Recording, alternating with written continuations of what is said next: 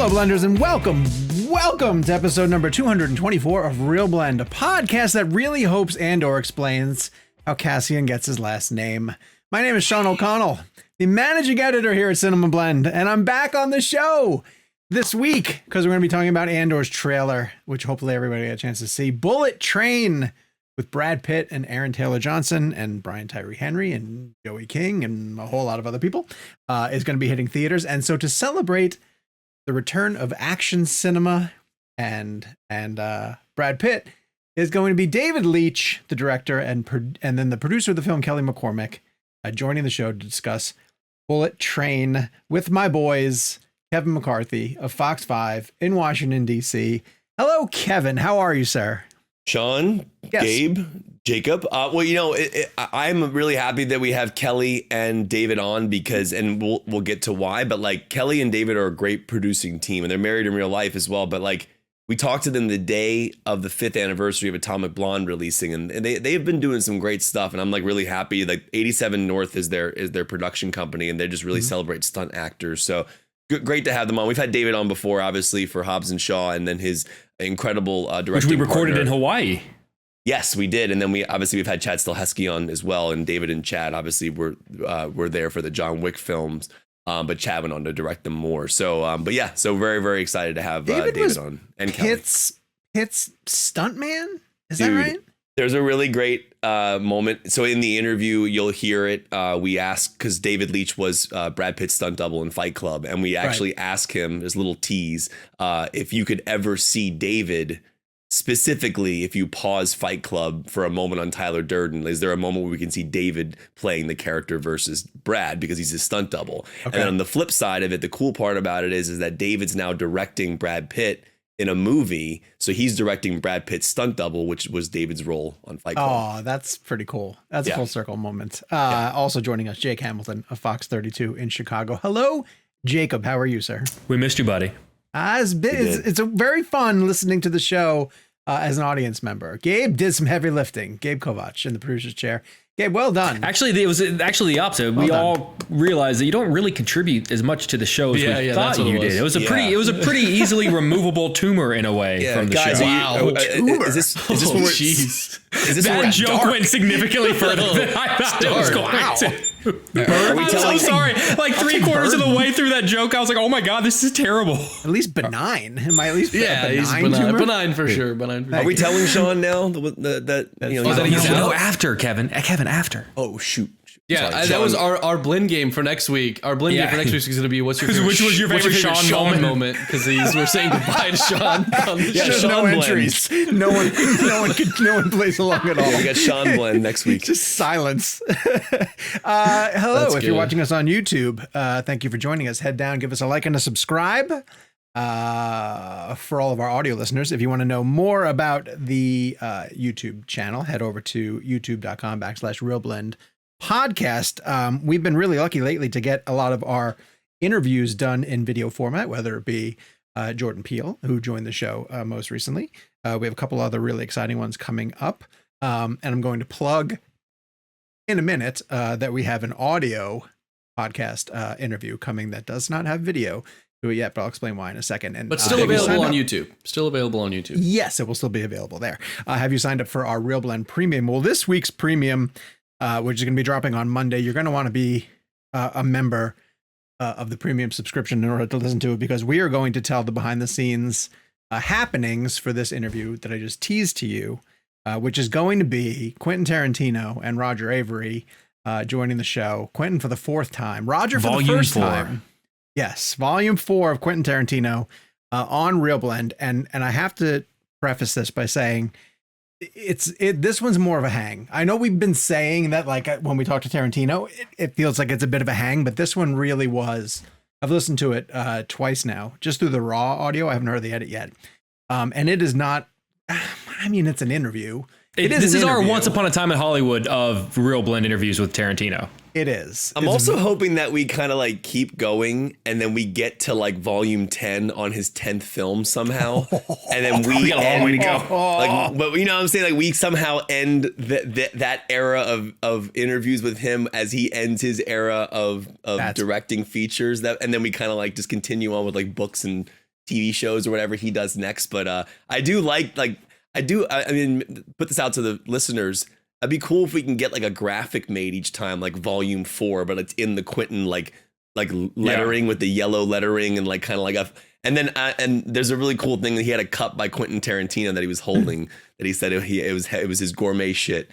Which I thought was cool. So, Donovan, not to give homework to the listeners, but I do Donovan's know that Donovan, done enough. I know what you're going to say. He done enough to our show, and he's very artistic. If he wanted to take this on as, I have Donovan's poster in my bedroom, and that's a pretty, my bedroom space and walls are sacred to me. Like Donovan's work is on my walls. And also, not to go too inside baseball, but there's a game that he has us play on the premium, and we were complaining lately that we were running out of his choices, and so he sent us a full slate of new entries so we can keep playing the game on the premium. So yeah, our listeners work harder than we do, actually. So basically what I'm saying is join the subscription. No, subscribe to the premium. That's what I'm trying to say. God, it's been a long time since I've done this. It's the tumor with thing. Like words. And then by now, hopefully you've listened to Quentin Volume 4 with Roger Avery on the ReelBlend podcast. I want to hear you guys' feedback about how that went. Yeah. That is not our guest. It's a really big deal, by the way. Just a heads up that we have Roger on because, when I was growing up, like when I watched Pulp Fiction for the first time, I didn't, seeing Roger Avery's name on that, I'm like, oh, who's Roger Avery? And then I did a deep dive when I was in high school, went back and found Killing Zoe, and I loved Rules of Attraction, which was a movie he ended up going on to direct. But it's really cool that they're together doing this podcast because I knew of Video Archives growing up because I researched Quentin's history, but like they used to work there and it's so cool. And even like Quentin's first movie, My Best Friend's Birthday, which is like only half of it exists now. And I think some of it got burned in a fire. But like it's historic to have those two because, Roger Avery co-wrote Pulp Fiction. It's a kind of a big deal. And so it's just cool to have them both on. So I hope you guys enjoy it.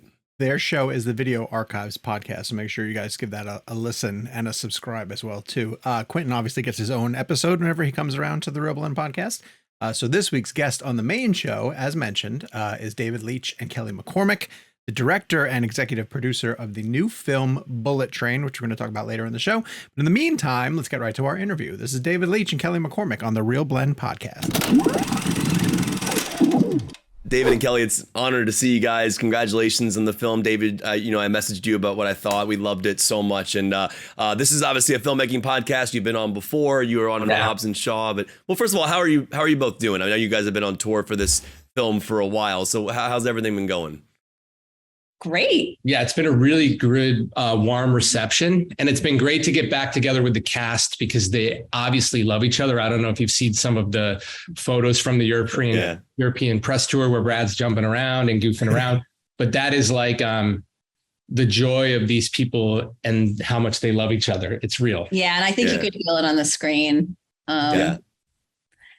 Really nice chemistry.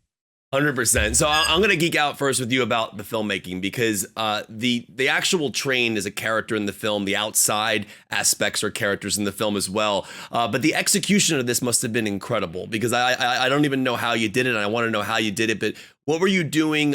I'm assuming you were on a stage. How did you create the outside aspect of it? It looked phenomenal, whether it was CG or real. I mean, it looked incredible. But also the ambient sound of the train throughout the whole film as we're inside the train. That sound is pumping through the speakers and it makes you immersed that you feel like you're riding it with them. So how important was the visual and the sound aspect of creating that environment? Well, there were a lot of things that went into the visual. I mean, first we work with a great team, Jonathan Sella, our cinematographer, and David Schuneman, our, production designer. But in terms of like the world outside the train, we worked with Mike Brazelton was our visual effects supervisor, and we went and shot material. And before we started the movie, we didn't go. Well, we didn't go. We had a remote unit doing it because obviously it was COVID and how do we get to Japan? And so we had. David was like directing from WhatsApp. Yeah, we're directing from WhatsApp and like watching it on Zoom and like getting them to shoot these arrays. Pan here, like. Yeah. tilt up. Like Stella was on too, and it was just like all of this crazy, and it was in the middle of the morning or like night, really, to be connected to Japan at the time that they were shooting. It was like, God, it was crazy. It was sort of crazy. It was crazy to do that stuff in pre-production, because normally, if it was blue screen, you do all that in post. But we took a page from the new virtual technology and sort of virtual production. And we had massive LED screens outside of the train. Massive LED screens. Oh, like Mandalorian. Giant, right? Like Mandalorian, yeah. Yeah. Floor to ceiling in a giant, stage. Yeah. All the way around the cab of the train. So they were huge. You'd have to actually go inside the panels and then inside the train. It felt like this to get to the actual shooting. I'm not gonna lie, I actually thought you were really shooting on a train. That's why I asked the question, because I couldn't tell. And I was like, and then I read somewhere it was shot on a studio. I'm like, how is that possible? But now with the screens, it makes perfect sense. So that's cool. And then I'm assuming the movement and the sound, that all had to be a really well designed as well. It was all designed. We have Mark Steckinger, who does all of our sound work on all our films. Was really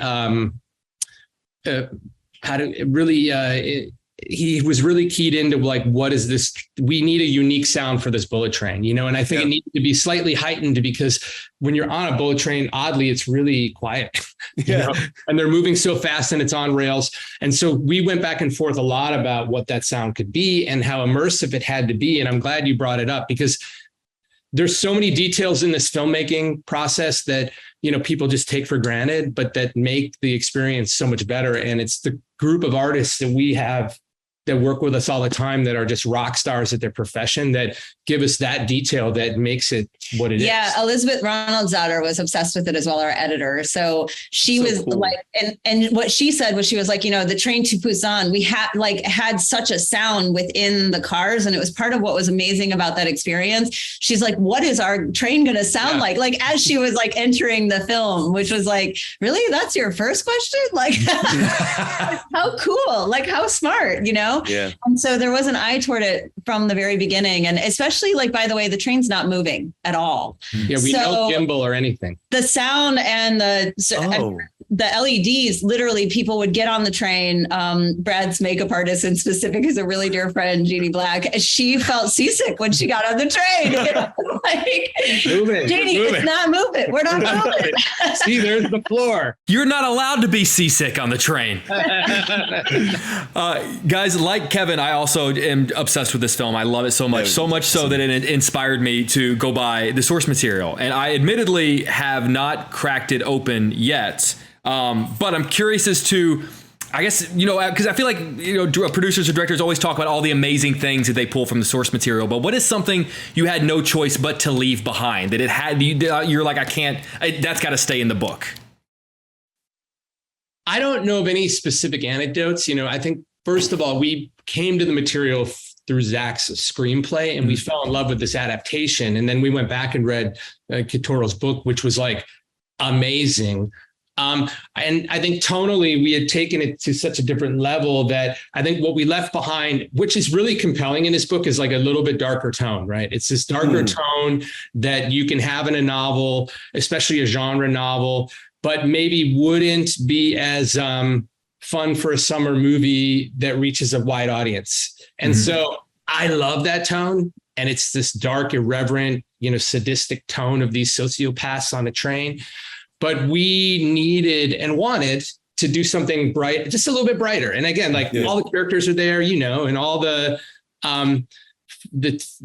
dark twists and turns, but we found a way to access it with a little bit more levity that allowed us to reach more people and make it more of our film. And Kitoro was totally down. I think he's really excited about how we were able to stay true to that material and the theme and the characters, but then blow it out in this global way with these beautiful characters from around the world, and then reach so many more people with his themes. Really. Yeah, I think it would have been a really different experience had we entered the film through the book. But we fell in love with the script and then saw how beautifully really Zach had adapted it, and that, there's an energy to it, that there's a flow to it, that specific characters like take the same arcs, and, and some of the switches too, like were so thoughtful and profound that like we ended up just like loving the book as it related to what Zach's work had already been. So I do think it would have felt really differently if we would have like entered through the book rather than the screenplay. Well, the tone is perfect. You guys nailed it. So it's amazing. It's also really hard to juggle this many characters and actually make me care about every single one of them. And you guys do that because David, I was telling you, I feel like Aaron Taylor and Johnson and Bryan Tyree Henry's character, I felt for those guys, even though what they did for a living. But I was genuinely like, I was so immersed in their relationship and I wanted them to like be okay for some weird reason. I found myself in that element. So David, I want to ask you this because it's fascinating to me to look at your career. I mean, it's funny because I've actually been watching your work unknowingly for all these years. Like even going back to like Orgasmo and like Basketball, I didn't even realize you were involved in those. I loved those movies when I was growing up. But in terms of like the work you did with Pitt on, Fight Club specifically with Fincher, you're a stunt double in a scenario like that, and you're actually doing stunt work for Pitt's character in that film. Now you're on the other side of it, directing Brad Pitt, and I'm assuming he has a stunt double here, I would imagine, for some of the scenes. Great one. Is it weird directing his stunt double, knowing that you were on the other side of that? Or, like, do you remember your conversations with Fincher on Fight Club, and like, were they similar to how your conversations were with his stunt double here? Well, I mean, I think I have a different relationship with my stunt doubles because they're part of a team of guys that I've mentored and brought up in the business through 8711 and now 87 North. And there's this mutual respect I have for their journey, and I want to prop them up. And by the way, the physical talent in the stunt world just keeps getting better and better and better, as you see in extreme sports and athletics in general. Like, these guys are incredible athletes. And so they humble me sometimes with the things that they can do. And sometimes Kyle doubled him. Kyle's an amazing stunt performer. But in terms of that time on Fight Club, like learning, that was a real important time for me as a stunt man. It was like the biggest movie I had done to date. I was working on a lot of television shows like Buffy the Vampire Slayer and stuff like that. Yeah, man. I got this chance to double Brad Pitt on Fight Club. And I kind of never took it for granted. Like, I met a lot of the stunt people that were working at that level in Hollywood on that movie. I got to, see Fincher at work. And as a stunt performer, you get a lot of access to directors. And so I got to sort of grift off that and learn about those, his style, and start a relationship with him. And so it was just a really influential moment in my career as not only a stunt performer, which went on from there, but also as a future filmmaker. Yeah, I wasn't around for those days, but I thought it was really cute when Brad entered the set for the first time, and they were like, they sort of had this acknowledgement that like the times had changed, and Brad was sort of like, I'm here for you, man. I'm here for you, Leitchy, and he's like, right. at certain times, you're the boss. And it, that's cool. Full circle. There was just this familiarity already. But then there was this kind of new moment too. And there was something really special about it to just witness, for sure. David, before Jake jumps in, can I just ask you a quick question? If I'm to watch Fight Club and I was to look for a scene that you may be in, that you're doubling Brad Pitt, could you think of one where I could look for you? There was one, Brad always brings up, and there's a scene in the garage where we did a Texas switch, and you know what that is? It's where like the stunt double does one thing and then the camera whips over and you see the actor, right? Or the stunt double falls and then on the tilt up, the actor's there or whatever. And so we did this one where, at the end of that movie where Ed Norton's losing his mind, there's this scene where you see Brad Pitt's character, Tyler Durden, way down there, sort of soft focus, like, come and get me. And then as the camera whips around, there's Brad and he like clotheslines Ed Norton. And so I'm there, and I'm getting more like photo double at this point. It's not even a stunt, but I'm dressed like him. So we're like, Fincher's like, you go down there, we're going to soft focus on you. We're going to whip over and Brad's going to clothesline him in a close up. And Brad always brings that one up. And it's a fun moment because normally you're not even featured like that. It's like a little dirty over the shoulder. You're getting, or you're Wow. hiding your face. And that was more like, wait, there's an image of Brad there, and now Brad's here in the foreground. So anyway.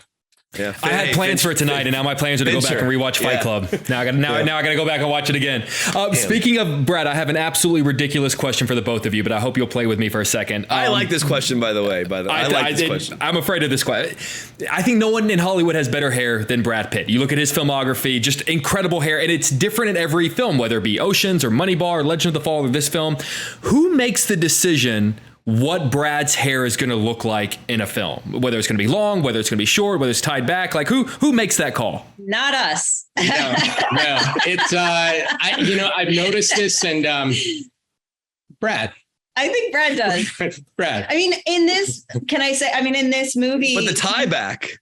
Yeah, well, in this movie, he brought the bucket hat, which was not appreciated by the studio at the time, and the glasses. And, our version of him, as we're like wishing and hoping and, like he's on, but you haven't, especially because of COVID, you've had a couple of calls, but like you never really, get in person. We had this whole other kind of plan for his character. He's a little more put together. He had like a trench coat and a little more styled hair and like more like a James Bondy. Well, not more just like a put together bookworm, not a. Yeah, like almost schlub. like Robert Redford-ish in a lot of his, like Patrick. Yeah.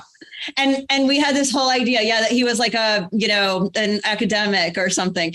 And he comes in with this like totally other idea. And how genius is it? Because it's perfect. He's an underdog and he's Brad Pitt. How does Brad Pitt become an underdog if not with a bucket hat and giant glasses where you can't even see his, so I think, and then as he evolved, it was like, when are we going to take the hat off? How long are you going to have the hat on? Like it was this whole negotiation. But it was about his arc and about like, sort of like, it actually, I think flows incredibly well. His whole costume and like sort of disheveling and yet becomes more and more gorgeous along the way.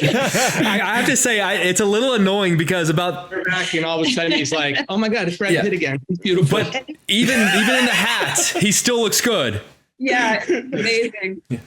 By the way, is this the only movie that I can think of that has an arc where a pair of white shoes has an arc in this movie, by the way? I just want to explain that there's a pair of white shoes in this film that like I was thinking about from the moment I saw them to the moment of when we last seen them. I'm like, and a bottle of water. A bottle of water has an arc.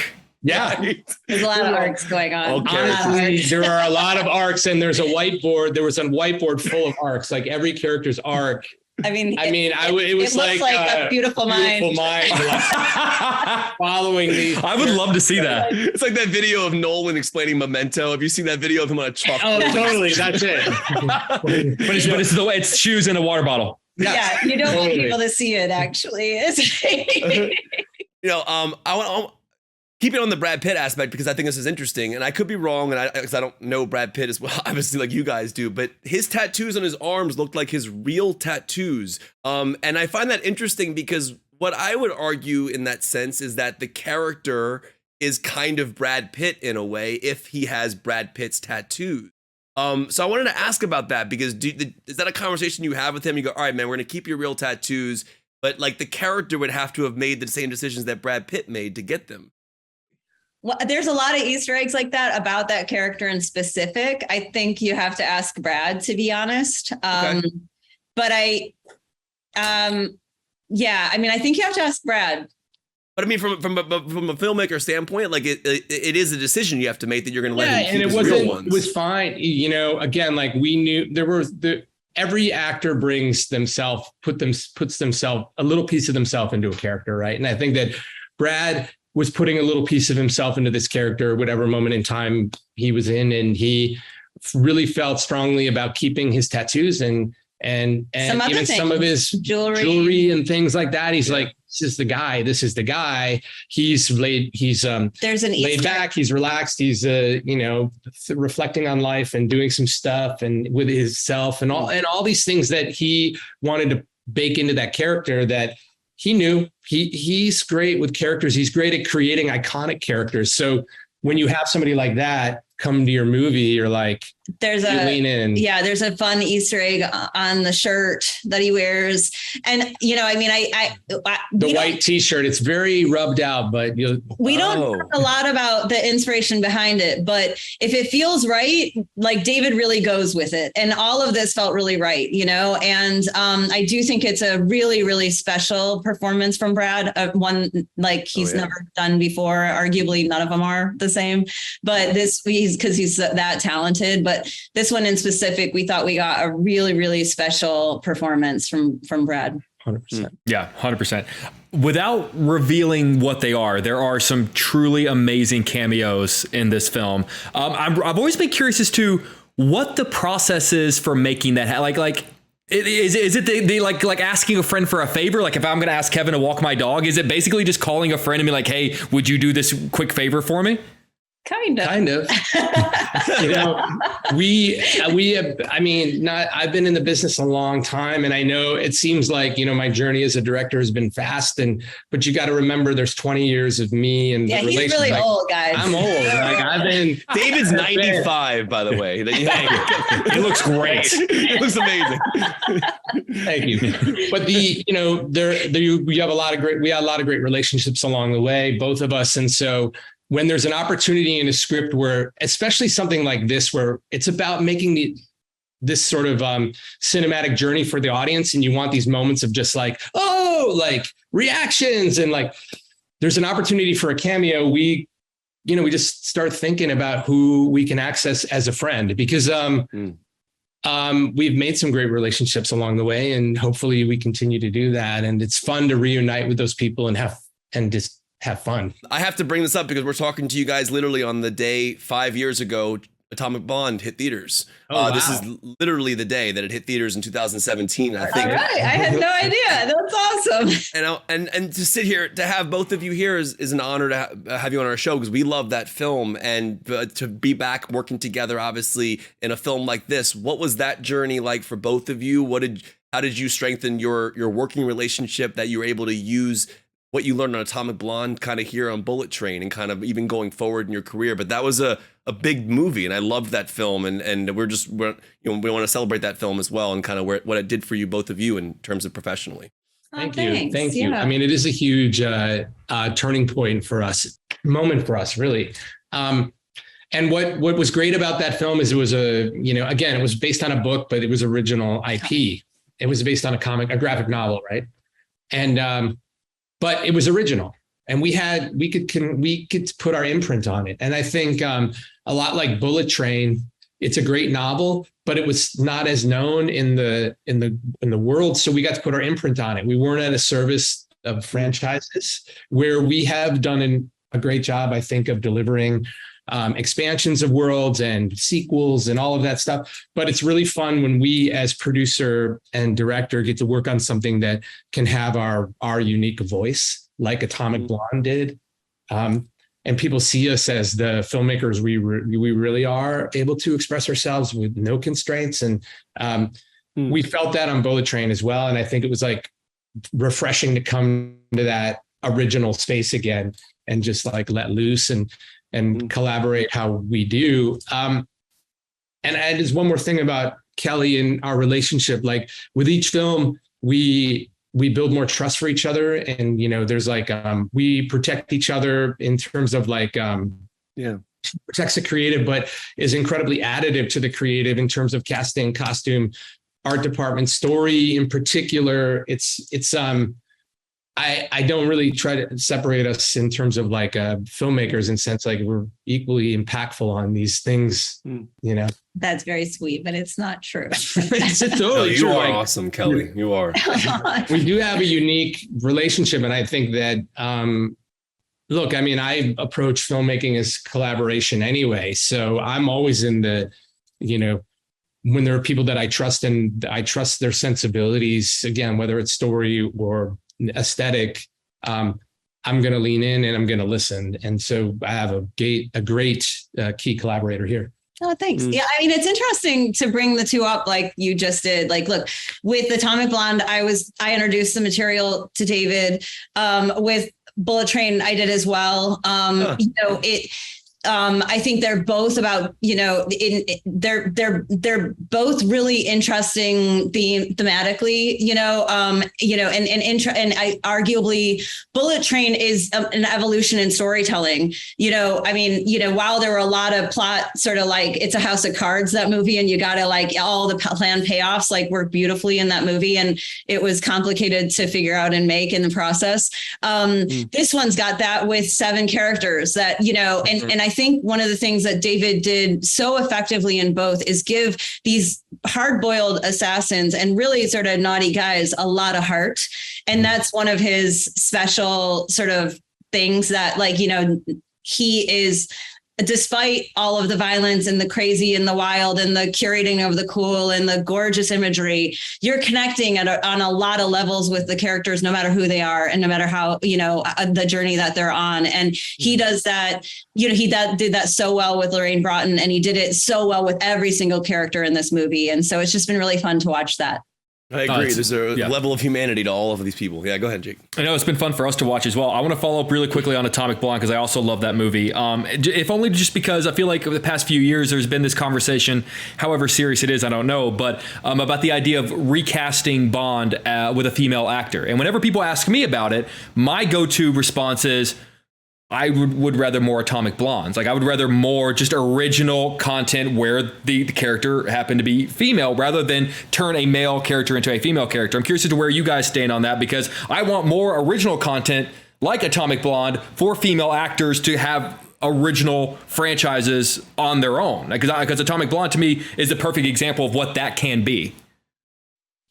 Yeah, I mean, look, I think there's room for both, and I think that the goal is to get more representation. I think the genre is stronger the more variety of stories we can tell, and the action stronger too, because the way that women fight, or especially when it's character based, the way that we play into action, obviously whatever the difference is in each character, which includes their ethnicity, their gender, their everything, allows for you to do be even more inventive in the action space and have more highs and lows in the melodrama. And that's what we're looking for, no matter what. But I think we were so supported in making this original that we sort of only want to make originals from now on. I don't know if that'll be the thing, but it just, it's just so exciting to see everybody, wanting this and getting, and wanting to come and wanting to support it and, feel the energy of like what something fresh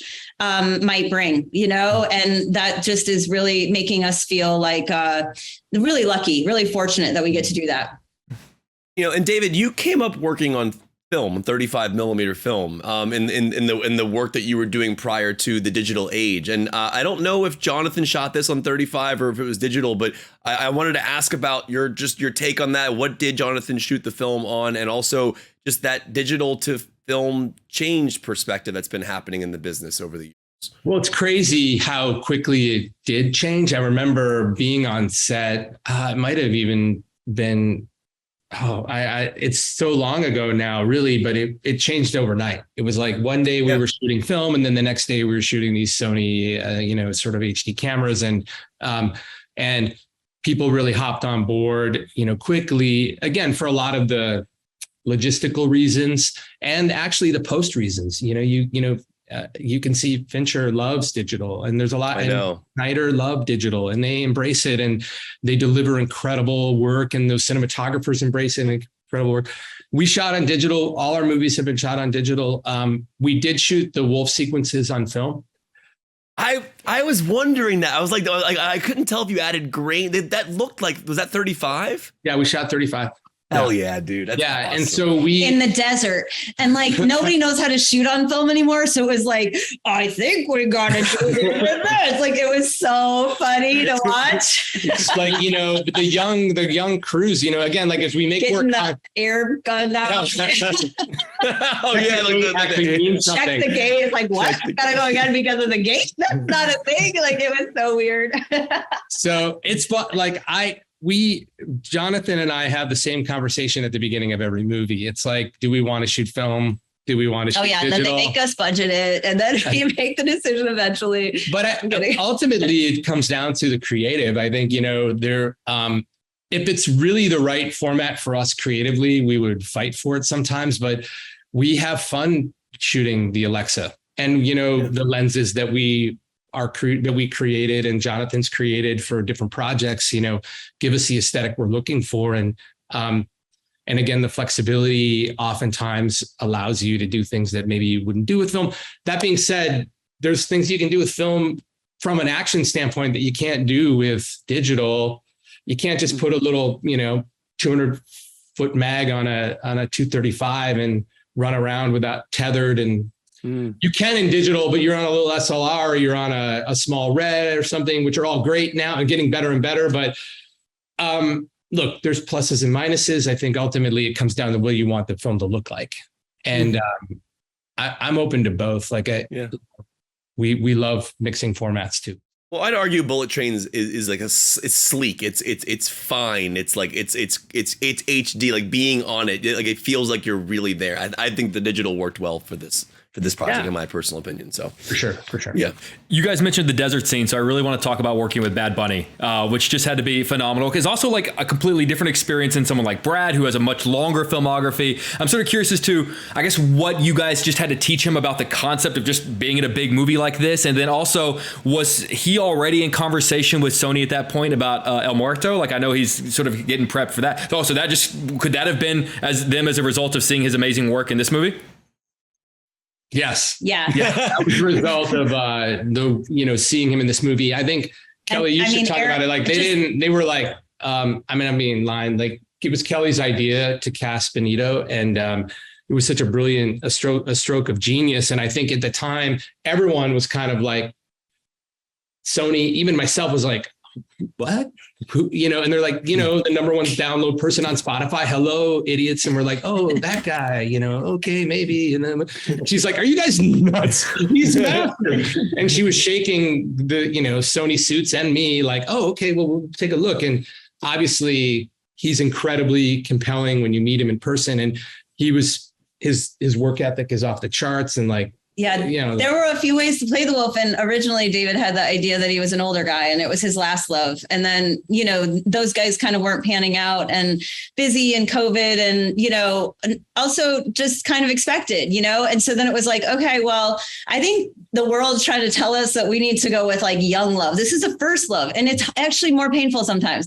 And I was like, how about this guy who like, his heart's on his sleeves and everywhere, like he just exudes this like emotionality, like, and I think that's one of the things that people really respond to with him as a human being, just flowing, he's just so amazing. Like his energy is just so amazing and modern and special and like unlike anybody else. And he had done that stint on Narcos, which was pretty solid, and so I was like, between his music videos and that, I think he can deliver what we need on this. And I think it would be a wowing moment for him to be the one with all this vengeance. And somehow everybody jumped on eventually. And he was so awesome when he came in for the first time. Like he was a little gobsmacked. And, they were like, oh, should I say, they're like, he's going to need a like Brad size trailer, because everybody was in for really short periods of time. So you're kind of like, trying to get away with a little bit cheaper, like, set up.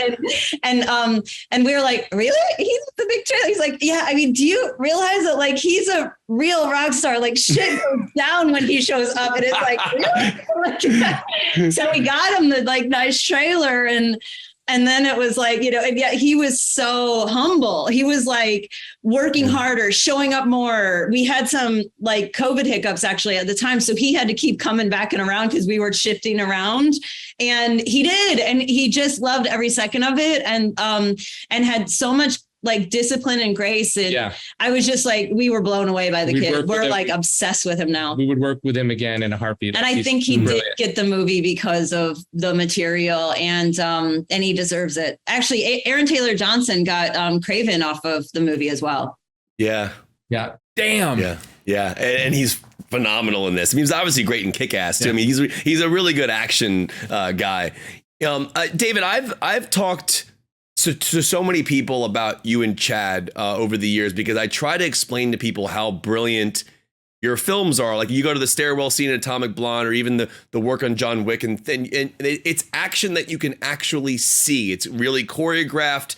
It's not quick edits. And I try to explain to people, I'm like, it's because it's being directed by people who have been behind the scenes on films for so long. But I want to give our audience just a scope of your career for a second, because it is incredible to think about like the beginning of your career, and now you're directing films. And I jokingly brought up Orgasmo and Basketball, but those were films that I loved growing up that I had no idea that you were even ever involved in until looking at your credits, when I found out who you were through the Matrix films and obviously the John Wick films.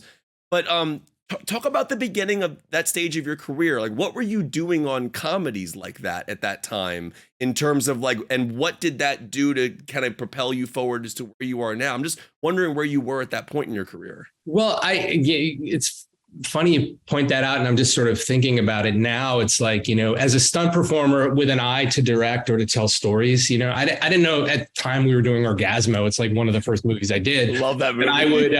And I would be in, I'm in a leather bondage suit, a purple bondage suit. Would I ever be a director, or thought I'd be a director? I mean, as one does. As one does. Yeah. But you're in purple bondage. Purple bondage suit with the Orgasmerator on my arm. And it was that was an NC-17 film. I think it might have been the first one I ever saw, I think. Maybe when I was a kid. Crazy. But, you experience all these genres. And so we were choreographing fight scenes for comedy, right? And then next movie you work on is like super hard boiled, and you're choreographing, telling a story that has drama and pathos. And like, how is this in my choreography? How am I defining this character? How am I taking him from A to B? And like, how am I upping the stakes? And then the next thing you're working on is, something that's more superhero-y, whatever. And it's like, okay, how am I going to add mythos to this character? Like, how do we be true to the canon? And so as I guess the experience of all of that early stuff, and as I grew and being on the diversity of sets that you're on, if you're aware and you're like wanting to be a filmmaker and you want to tell stories, it's such a great learning. Oh yeah. Ground. Like I get to play in all these genres. And I think that's part of the reasons why the movies that I make have a lot of different things going on. I'm like, I love a great dramatic scene. I love a great comedic scene. I love a great action scene. Again, I want to take them on this ride, and I want to provide all of that in the cinematic experience. And so, could I just do a straight drama? Yeah, it'd be amazing, it'd be fun. But if I'm truly being myself as an artist, I kind of like all of it. Even in John Wick, the first one, there's elements of that dry comedy that is now sort of laid in through all of them, right? Yeah. We just can't help it. Like, that's what we wanted to do with that character. We wanted to have a little levity to, allow for you to access to that world. I think it's like being a stunt man and a choreographer allowed me access to all these different tones and filmmakers and influences and really poignant moments in time, and where action changed for modern cinema too. People ask me all the time, like, why is John Wick's action so good? I'm like, because Chad was his stunt double in The Matrix. It's like it's incredible what you guys have been able to do. Well, and also because we, Chad and I at that time, we had been choreographing, shooting, and editing fight scenes for some of the biggest movies out there. All of the big movies. We were just like the guys you call to do when you had an action or a fight scene. And so when we got to like spread our wings and like, now we want to show people what people have been rejecting for so long, like, because everyone was into the shaky cam at that point. And we're like, this is what they need to see. We're going back to like a new version of Shaw Brothers. Like, we're going to hold on these long frames and we're going to see actors doing it. And like, and Keanu was game and Charlize was game. And like, people are like, wow. And we're like, we've been wanting to do that for a while. So we, as choreographers, got to express ourselves that way. Well, Kevin and I are like that. Cool. We're the guys you call just to watch those movies. So so it's a similar kind of team. There's a great moment in Bullet Train that to me is just like one of those like that's cinema. And it is when Brad Pitt screams at a cute little old lady, "Eat a bag of dicks." And I was like, that's brilliant. Wrote the line down. I was like, got to talk about it. I'm just sort of curious as to, I guess, how that came about. And then like I get that she's an actress and like she's prepared to like hear things, but like, do you sort of have to pull her aside and be like, look, like Brad's gonna say this thing to you, it's cool, don't worry about it. Like, I'm sort of curious as to like any conversations that go into that line. She had a reply. Oh, she was a great actress. So good. Ready to. She was like, fuck me sideways. She said, what?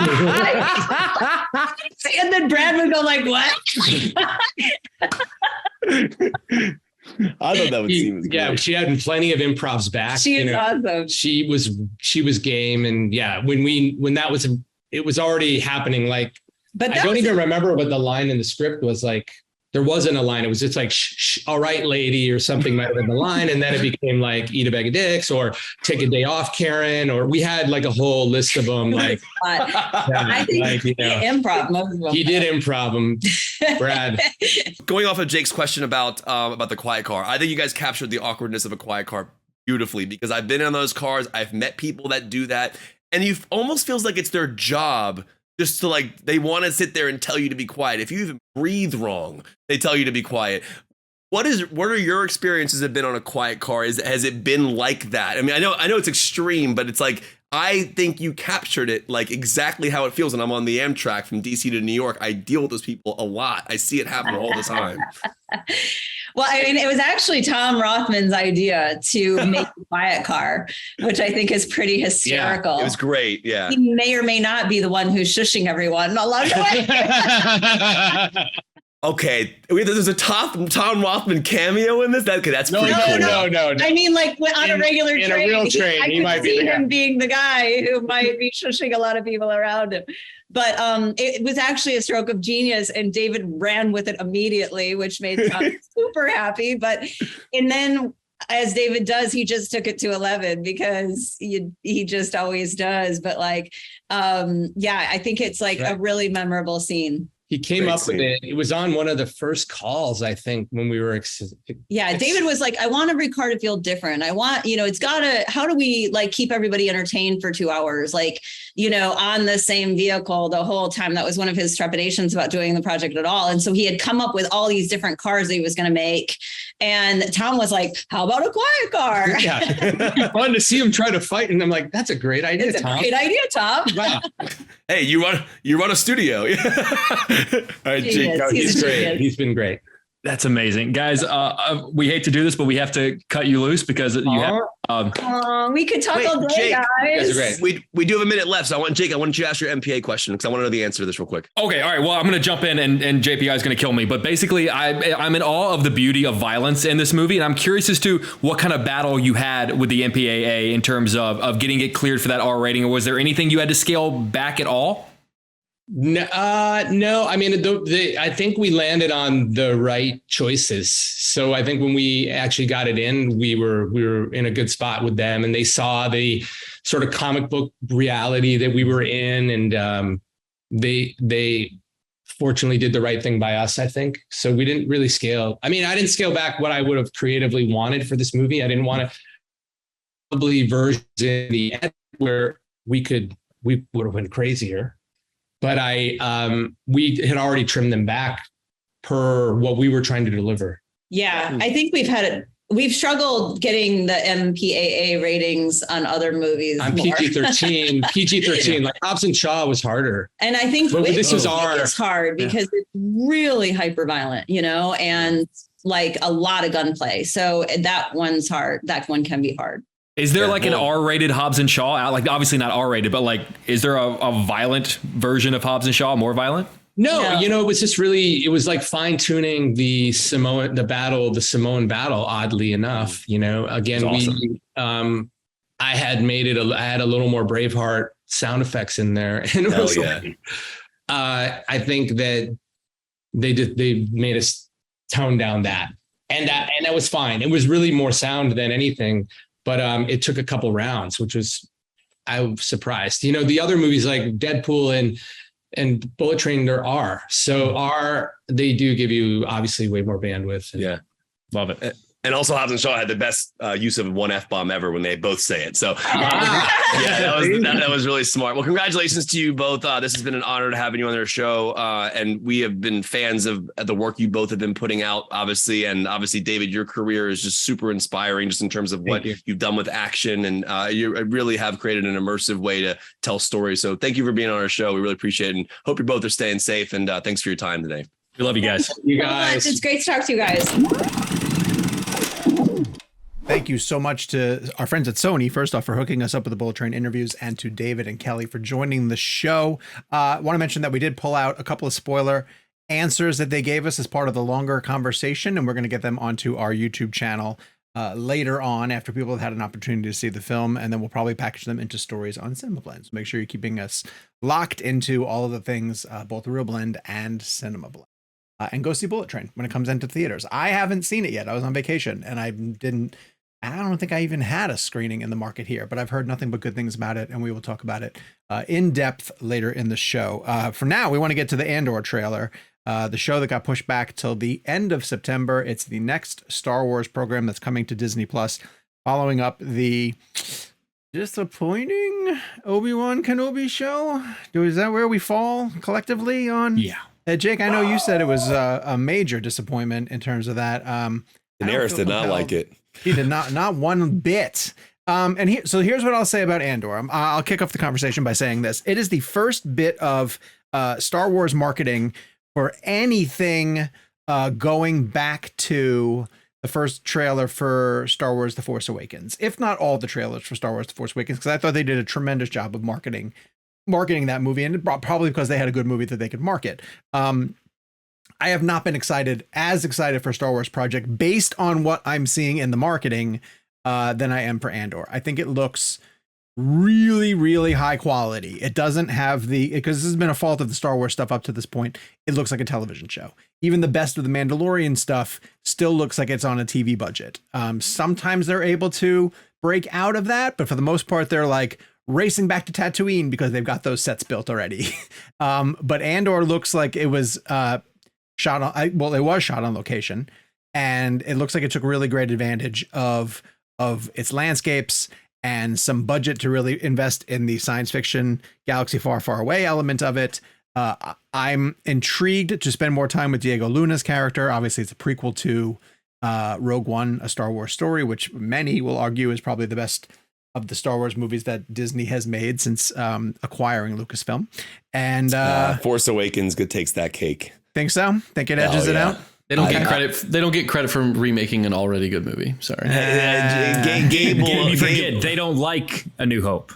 Yeah, I forget. They don't that's like true. A New Hope? No, We're you two. talking about you and Kevin. You two. Wait, first of all, like A New Hope. It's a just not joke. an S. Everyone's scaled back. Oh my God, it's a joke. No, Everyone take a deep breath. I do have a genuine question. Like, do we all collectively? Am I the only one here that thinks Force Awakens is better than Rogue One? No, I probably feel that way too. They're both great, but I think. But if we're talking about the best thing they've made, they didn't really make The Force Awakens. They just took an already great movie. Stop. That's unfair. again. That's unfair. It's not unfair. It's what they did. But it's still a great movie. Yes, but I'm saying the best one they've made. To me, Rogue One gets the bump because it is very original. So I give Force Awakens the bump because I think Han's death is one of the best Star Wars scenes ever. Okay. I just emotionally love that scene. But you also say that about the Darth Vader scene in Rogue One. But it's because I think the third act of Rogue One's phenomenal. I've always said this before. I think Rogue One pulls the greatest trick of all time. I don't mind. But you the always first say two. that. I find offense in that. You know, sometimes people can just because you say that people only like it because of the third act. It's possible that people. You say that quite a bit. You say people are tricked because they like the third act. I think when you walk out of Rogue One after seeing that Vader scene, it puts you on a mental high that is it's one of the top 5 Star Wars scenes of all time. That I think it kind of makes you forget that the film itself is not as good as that moment. Obi-Wan. I wish cool Vader scenes helped Obi-Wan. Well, it would have to have cool Vader scenes in order to help It Obi-Wan. had some. You don't like those Vader scenes?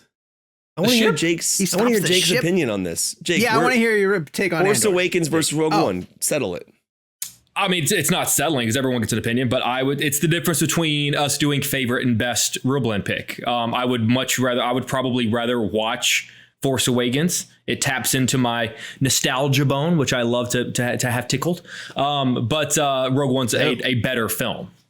I think it's just better made. I think it's a higher quality movie, which is interesting because that's the one that got tinkered with behind the scenes. You know, right? And I'm just waiting for the moment. Jaws. Hopefully, there's going to be a moment in Andor where they're talking about destroying the Death Star, and they're going to say, you know, we could destroy the Death Star or do this. This isn't an and or discussion. They'll say, right, and I'm hoping that lines in the show, then I'm golden. And then they'll cut to a reaction shot of a dog, and he'll go, he'll tilt his head to the side.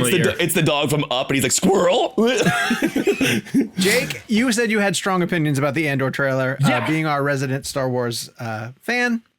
I mean, I agree with you in that I do think it looks like the highest quality television Disney Plus Star Wars product. Yeah. It looks fantastic. It looks like an extension of Rogue One, and I loved the dirty, like, grittiness. It is told from the street level of the rebellion, which I really like. That love shot that. of the people looking up and seeing the Star Destroyer like dominating the sky is cool. That's cool as hell. Like there are ways to tell these stories from people who maybe aren't on the front lines, but maybe are just kind of there at the beginning when the ball starts getting rolling on the rebellion. That being said, we are fully aware that Disney Plus knows how to cut a really good 2-minute trailer for their Disney Plus series. Sometimes because the series itself is only 2 minutes good. So, fool me once, shame on you, fool me twice. Yeah. So look, is that a great trailer? Absolutely. Like would I watch that trailer again? Absolutely. But do I think that is necessarily indicative of the quality of the show? Absolutely not. And if you're looking for the proof, look at every other trailer for every other Disney Plus series in which the trailer and marketing looked fantastic, and then the series itself was crap. So I reserve right to withhold my judgment until I see the final product, because Disney Plus has burned me too many times. 2 hot takes. One, I think The Mandalorian is better than Rogue One as a show versus just overall in terms of like, I think The Mandalorian is a better product than Rogue One. Second hot take, I think She-Hulk looks better than Andor. Oh, God. Hold on. I do. You don't honestly believe that. Spicy outside of the premium feed. I'm trying to get spicy early. I liked, now again, to Jake's point, like trailer cutting is an art form in its own. I always go back to Suicide Squad. It's one of the greatest trailers of all time. But I genuinely thought the She-Hulk trailer looked better than the Andor trailer. The Andor trailer just felt like, I don't know, it just didn't do anything for me. Now, again, don't get me wrong. I love Diego Luna. I'm excited about it. I will definitely watch it. But I definitely do not. And they're releasing 3 episodes, I think, in the same day, from what I understand. Okay. I could be wrong on that. The end of the trailer says a 3-episode premiere, which is interesting. Because maybe that has something to do with the delay and kind of what there's 12 episodes total. So right. So they're doing 3 up front. Yeah. And plus they're a month late, technically speaking. So they probably have to backlog it. Yeah. Okay. Was it originally always 3 or was it going to be 1? It was going to be 2. They were going to have a 2-episode premiere. So I guess they bumped it to 3 when they moved it back. Listen, I think Rogue One was a cool experiment because it was basically like a fan fiction idea of what would happen for the people who, were going to destroy the Death Star. And I think it was a cool concept, and then having all these characters die, and, it is an interesting concept, but also there's a weirdness to knowing a character's dead and kind of like the stakes that would be involved in a series like this. Black Widow concept. And but weirdly, Black Widow I liked until it went full CG. At the end, like I was really interested in the grounded nature of that show, and like the hand-to-hand combat kind of reminded me of the Winter Soldier stuff that we got from the Russo brothers. But I'll watch it. To be honest with you, I think what sells me here is Diego Luna. I just think he's a fantastic actor, and I think at the end of the day, he would be the reason why I would probably tune into it. I'm just not interested in this story as much as I was maybe with Obi-Wan, which I didn't even finish. Not because I made an active decision not to. I just haven't got a chance to finish it. But I'm in. I'm just kind of Star Wars out, to be honest, man. I really am. I want some and K2SO. Marvel. I hope K2SO shows up. Great, that's a great character. Yeah, but I also think it's a bigger. I was more checked out until I saw the trailer, and that I'm with you in that, like, it's like, well, I don't really like Cassian. Like, do I really need more of that character? Yeah. But the show itself seems like it's very much, and again, this is sort of what Rogue One touched on, which I really liked. It's the seeds and the pebble that started rolling down the hill that turned into the rebellion. So that, I think, so if the focus of the show is the birth of the rebellion, and Cassian is just a small part in that picture. Like, I did not know, and I'm assuming they announced it and I must have missed it, but I did not know to the trailer that Forrest Whitaker was back. And I think that's really cool. Yeah. I didn't know. Mr. Skarsgård, I think is an amazing addition playing a to major that. part. Yeah. So I like his voice. His voice is really kind of soothing. Does Star Wars have a prequel problem? I'll tell you why. Here's one thing about overall, because generally speaking, okay, Rogue One, I do think is a good movie. I don't love Rogue One, but I think it's a good movie. Does Star Wars have? Hang on that question. Does Star Wars have a prequel problem? That's been a question since 2001. Star Wars has a lot of problems. No, I know the obvious prequel aspect of it, but in general, like Solo, I didn't particularly love. These stories that are in between Obi-Wan. This. They won't leave this time period. Right, and I think that's kind of like what I'm. But Rogue One, I feel that way. I agree with you. I feel, and in general, movie industry wide, I'm kind of over the prequels. I think that it's almost impossible to create a prequel that will keep you interested because you kind of just know where people are going to end up. But Rogue One is the rare example of a prequel that was like interesting to watch through the end. So this being close to that gives it a chance. But I'm very much over the let's see what that character was doing. What happened in between episode 3 and 7, or I'm just like I get it, and I get the need for it, and it is a cool concept. Like the Obi-Wan idea was cool as shit. I thought that was a really cool I was very interested in that drama and that and Hayden's arc and all that kind of stuff. And I just think, I don't know, for me it just hasn't delivered, and it's almost as if they're just plugging these things in. Like, we have all this space. Let's, no pun intended, let's just plug stories in here. And I don't know. I'm all in. I'm just down for maybe something different in the Star Wars universe, or maybe just stop making Star Wars material. I mean, I get that it makes a lot of money, but I'm just. Oh, they never will. You're really kind of like. I mean, isn't that what Taika is doing? Isn't Taika saying like, okay, I want to get us far away from. I was going to say, unfortunately for Kevin, the person they hired to do that. I know. And then and then Han Solo's going to do a dance to ABBA with lightning bolts out of his hands. We won't see it. We won't see it. Yeah. We won't see it. Yeah, we gotta take a hot minute and return to She-Hulk trailer. Looks good because I think it looks great. Did you see the clip they released? Wait, yes. Gabe, you're with me. I think the She-Hulk trailer looks cool, man. I'm excited about that show. It doesn't look better than this. I'm not with you on that, but I do agree. I'm excited about She-Hulk. Good. Yeah, I also love, but again, similar to the discussion we're having about Andor, I just think Tatiana Maslany is awesome. She is, and I think she's gonna crush this role. I also really like her with Ruffalo. I love those moments. I love those. I kind of like that. I don't know. I have conceived multiple versions of a tweet that has tried to express the sentiment. Nothing has looked worse in the Marvel Cinematic Universe than the marketing materials for She-Hulk. I think it looks like some of the worst stuff I've ever seen. And I stopped myself from tweeting it because I'm like, I just don't want to be too mean to a thing I haven't seen yet. Did you see the new trailer that dropped? The new trailer was on vacation. The new trailer was good. Was it good? I did. It's heavy on the training. Intrigued me more than Andor. The first trailer was actively bad. I agree with that. This one, the second and one. Also, can we acknowledge that like there's been no greater character that has been like, for lack of a better word, ruined or neutered in the MCU than the Hulk? Oh, I told you I'm sick and tired of Smart Hulk. Wait a second. Really? Like that direction of the Hulk, I think, is one of the most like devastating destructions of one of their cool characters I've ever seen in pop culture. I disagree. I kind of my only, in terms of the direction you're going, Jake. The more I think about, I mean, I love Endgame. I don't love what they did with Thor as much as I did when I first saw it. I just kind of like don't love that arc, and I get it. I'm completely understanding of the emotional aspect of it and the PTSD and kind of what led him to the drinking. If they had handled it that way, they turned it into a joke. They didn't handle it the way you're describing it. Sounds fantastic. They didn't do that. It's kind of like what you're saying about Hulk. I've kind of liked the Hulk stuff. I mean, one of my favorite scenes in the entire MCU, and people can laugh at me for this, is this like really funny bit with Paul Rudd and Professor Hulk when they do this taco thing, and it's just like a funny moment in the movie. But I don't know, I because of moments like that, I also think that Ruffalo's Professor Hulk, I think is an interesting version of the character. I don't, but I kind of feel the way you do, but kind of about Thor now a bit in terms of what they did in Endgame. But my knock about the whole Hulk thing is that I feel like we're not getting the Hulk. We're getting Mark Ruffalo in Hulk CGI. Like we're not we're not getting like Bruce Banner and the Hulk and the whole transformation. Like I miss that. I miss Bruce Banner trying to keep his shit together so he can transform into the Hulk. But he has, and to your point, Jake, he has arguably, I would argue, top 10 MCU lines ever, which was "I'm always angry," right? Like that's my secret,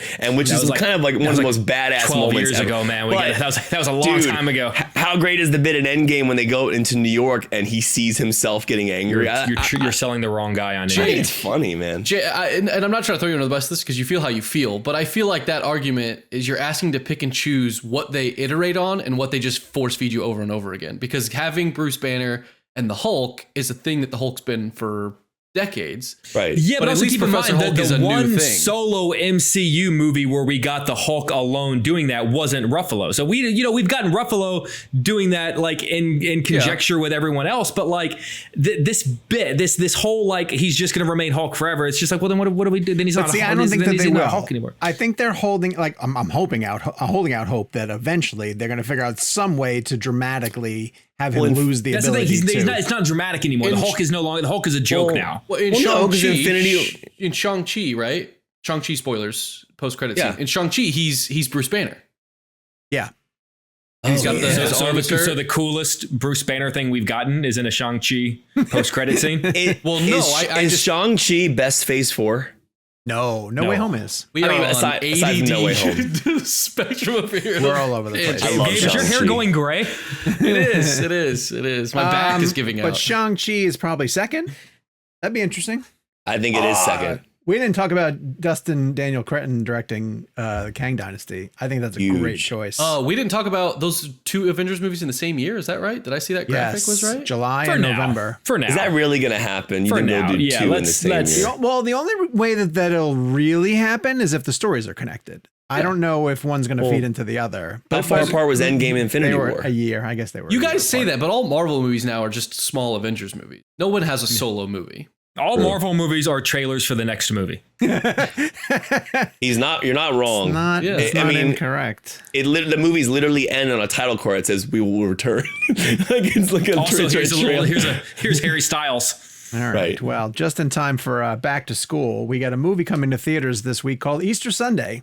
Jake, you saw Easter Sunday. I did. So I don't know anything about Joe Coy. I'm not familiar with his comedy, but he came out at CinemaCon and presented the footage for this movie and did like 15 minutes of off the cuff stand up about like to the CinemaCon audience and just crushed. Like he was hysterical. So I really hope that this movie captured some of that humor. Was it funny?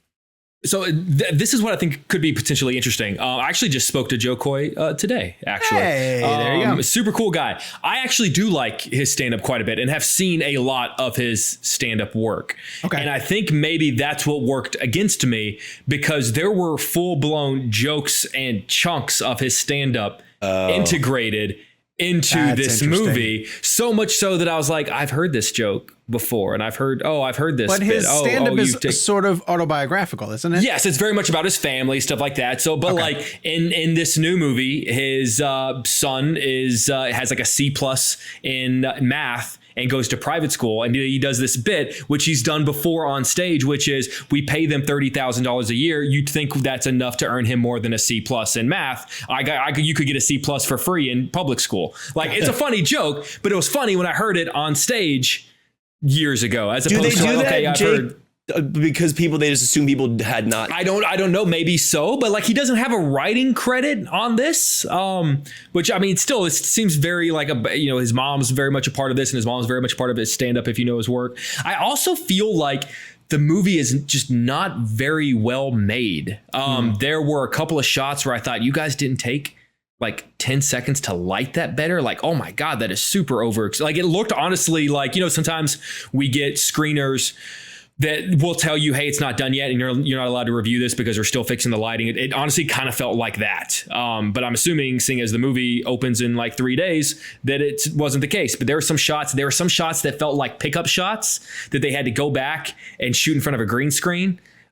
Because they had to like slide them, like they were just in one sequence, there felt like there were shots in front of a green screen, like badly done in front of a green screen, and then cut to like really poorly. It just felt poorly made. I actually know the answer as to why that is the case.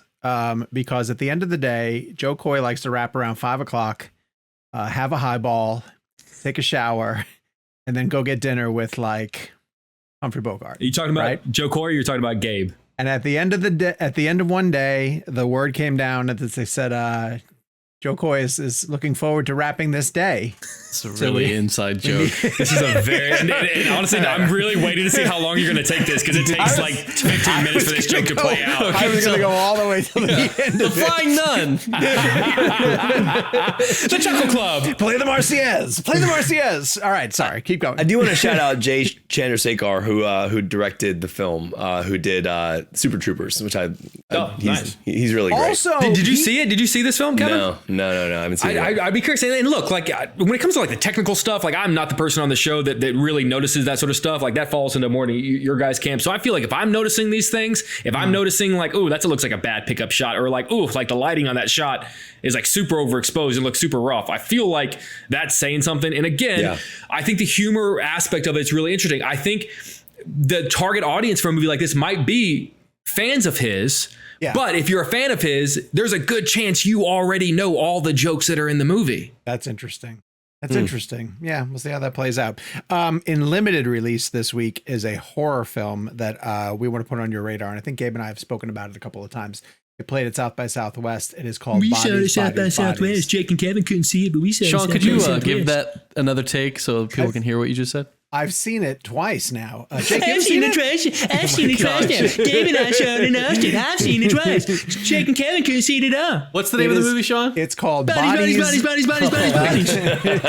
Disrespectful. The director's coming on the show. What disrespect? Jake wasn't part of the interview, so he doesn't care. Yeah. It's called Bodies, and it is spectacular. I'm going to tell you very little about it. I will let you know that it is a murder mystery. It's set in a mansion during a hurricane party, and it is aimed. This is where Gabe and I, when we get into the conversation of it, and Gabe, I want you to really have a fun time listening to the answers that the cast gave me as well too. Yeah. It's very heavily aimed at Gen Z. And the dialogue is, the situations are, and they talked at length about the work that went into trying to capture the voice of. And I only bring it up because I thought it was really funny. Gabe thought it was a little bit overdone. If that's fair. Is that fair to say?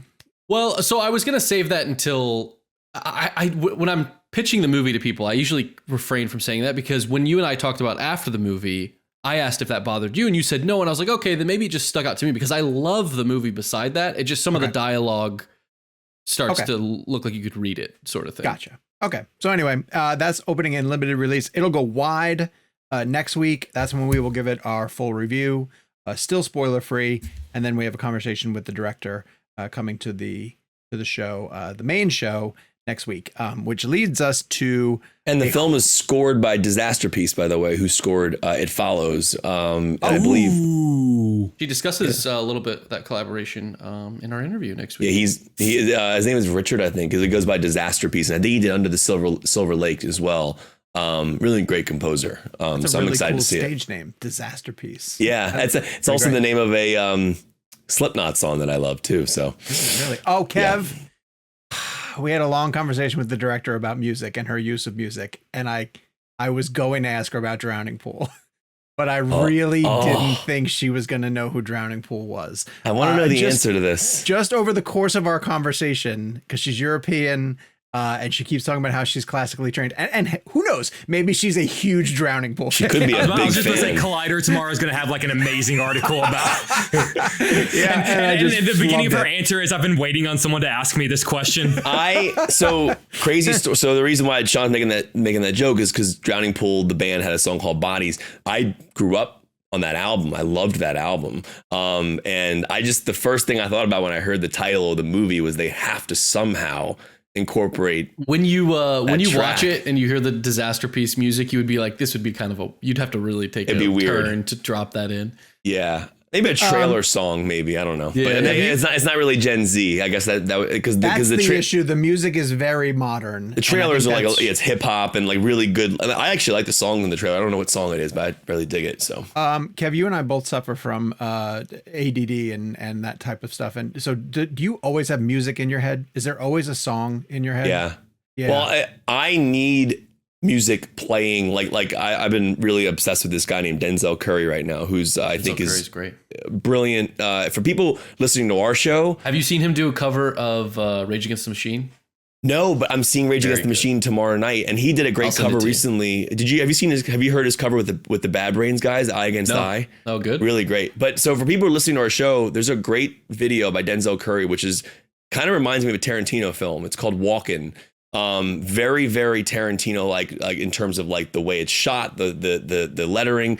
But I put his album on a lot because it's super like relaxing, but he's also just a brilliant artist. We don't talk about music a lot on this show, but like I'm seeing Rage Against the Machine tomorrow night, and then I'm seeing Kendrick the night after. But check out Denzel Curry. Even if you aren't a hip hop fan, my parents were visiting this weekend, and I had it playing, and they were like, "This is really good." I'm like, the kid's like 27 years old. Brilliant artist. But yeah, in terms of your answer, Sean, yeah, the reason it's kind of mood based. Yeah, is because I always have a song, like some song playing in my head. And at periodic moments, I will do some kind of a riff or just like do lyrics or something from it. And Michelle will turn to me and she's like, you always have like something in it. And it's like a curse. It's almost like a curse, right? And because you mentioned the Drowning Pool song a couple of weeks ago, I was cooking and I was at the island in our kitchen and I'm going, let the bodies hit the bodies. And I didn't realize that Brendan was next to me and he's staring at me like you're possessed. Why is Dad chanting, let the bodies hit the floor? And it just was great. To be fair, there are far more awkward moments in life where that could have slipped out. You should have saw his face, Kevin, whenever he hit the he hits the cymbal a couple times, and then Sean just screamed in his kitchen to himself. But that's like the most domestic thing in the world. You got your nice little button-up shirt. You're like cutting up carrots on your island in your kitchen, and you're like on Hulu, but should be in theaters. Dan Trachtenberg has a new movie coming out called Prey. It is in addition to the Predator franchise. I will argue it is the best film in the Predator franchise since Predator. Yes. Okay, good. I'm glad you said since because I was about to fight you. The first one's always gonna be the best. Yeah. Jake, tell everybody why Prey is so good. Oh, I'm starting out. Why not? It feels like it has the DNA of what made the original one great. You know, even though here's what I'll say. I actually like more than I dislike a majority of the Predator sequels. Like I don't really like hate on a lot of them. Maybe that weirdly enough, the Shane Black one that came out recently. But for the most part, like Predator 2, I enjoyed the Robert Rodriguez one. I thought like, that's the thing. Like it's sort of that like where your voice goes up like 3 octaves. Like, yeah, that's pretty good. I even think the AVP movies are fun. Yeah. Like I like the first one. Yeah. They're fun. So with that being said, this one actually feels like it earns itself a place on what is now, I guess, just a 2-person Mount Rushmore, where it's just Schwarzenegger and Amber Midthunder, because I think it's, granted, never going to be as good as the original, but the DNA is there, the world building is there. The fact that, I mean, what a brilliant concept setting it in the time of the Comanche Nation. Who's to say how many different moments in human history a predator would, why would we say, but it also like shows an evolution to the character without getting into too many spoilers, like the look of the predator, the technology of the predator, the equipment of the predator has evolved over the 100 years between the 1700s in this film and the 1980s. In Predator, the kills are brutal, but it also takes, not like in a dragging out slow burn kind of way, but like it doesn't rush into it. Like it allows you to understand who this tribe is. It allows you to understand who these characters are. She obviously gets a majority of the focus, but you understand a lot of the secondary characters so that when things happen to them, you at least feel something. But man, when it kicks into gear, boy, does it kick into gear. And so well done and so beautifully. So much of the action is incredible and the kills are fantastic. And when humanly possible, which is a majority of it, the Predator is a tangible walking like human in a suit. Like, so it feels like he's there. It doesn't feel like, it's not like in some of the later Alien films where like the xenomorph has just become a CGI creation. Like, he is there on the ground, on the set with them, which makes it feel all the more visceral. I'd like to reveal my one big massive knock of this film that took me out of it, and then I'll turn it over. But I would like to get, I don't think so. And if it is, Gabe, feel free to cut it out. There is a moment, look, and we all know the whole point of not the point, but the thing with this film that at least the screener version I was given was the version that is in English. I know that they are going to present a film that's dubbed in Comanche with English subtitles, but the version I was given was the characters speaking English, which, okay, I get it, and I'm willing to, a little bit of a mix, but I'd say like 95% English, but I'm willing to get over that. The Comanche tribe, or at least the lead character, comes across, because it's the 1700s, a group of white Frenchmen. It's what's happening in American history at that time. And there is a plot point or a moment in which the two are basically able to establish an important connection because both of them speak English. She speaks English and the Frenchman speaks English. Okay. And I have I know we're talking about a film with a predator in it, but that was the moment where I was like, now look, you can convince me maybe that like one of the group of Frenchmen in the 1700s at that time, maybe one of them had a broken grasp of English.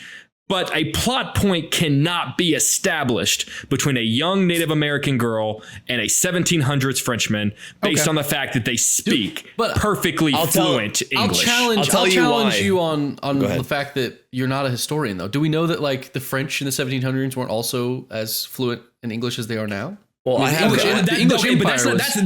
the part that I'm willing to buy. Like, I'm willing to buy that, like, okay, maybe like members of this French group spoke a brick. Like, okay, but they're not speaking English. They're not speaking English with her. Right. No. The Comanche aren't speaking English either. Right.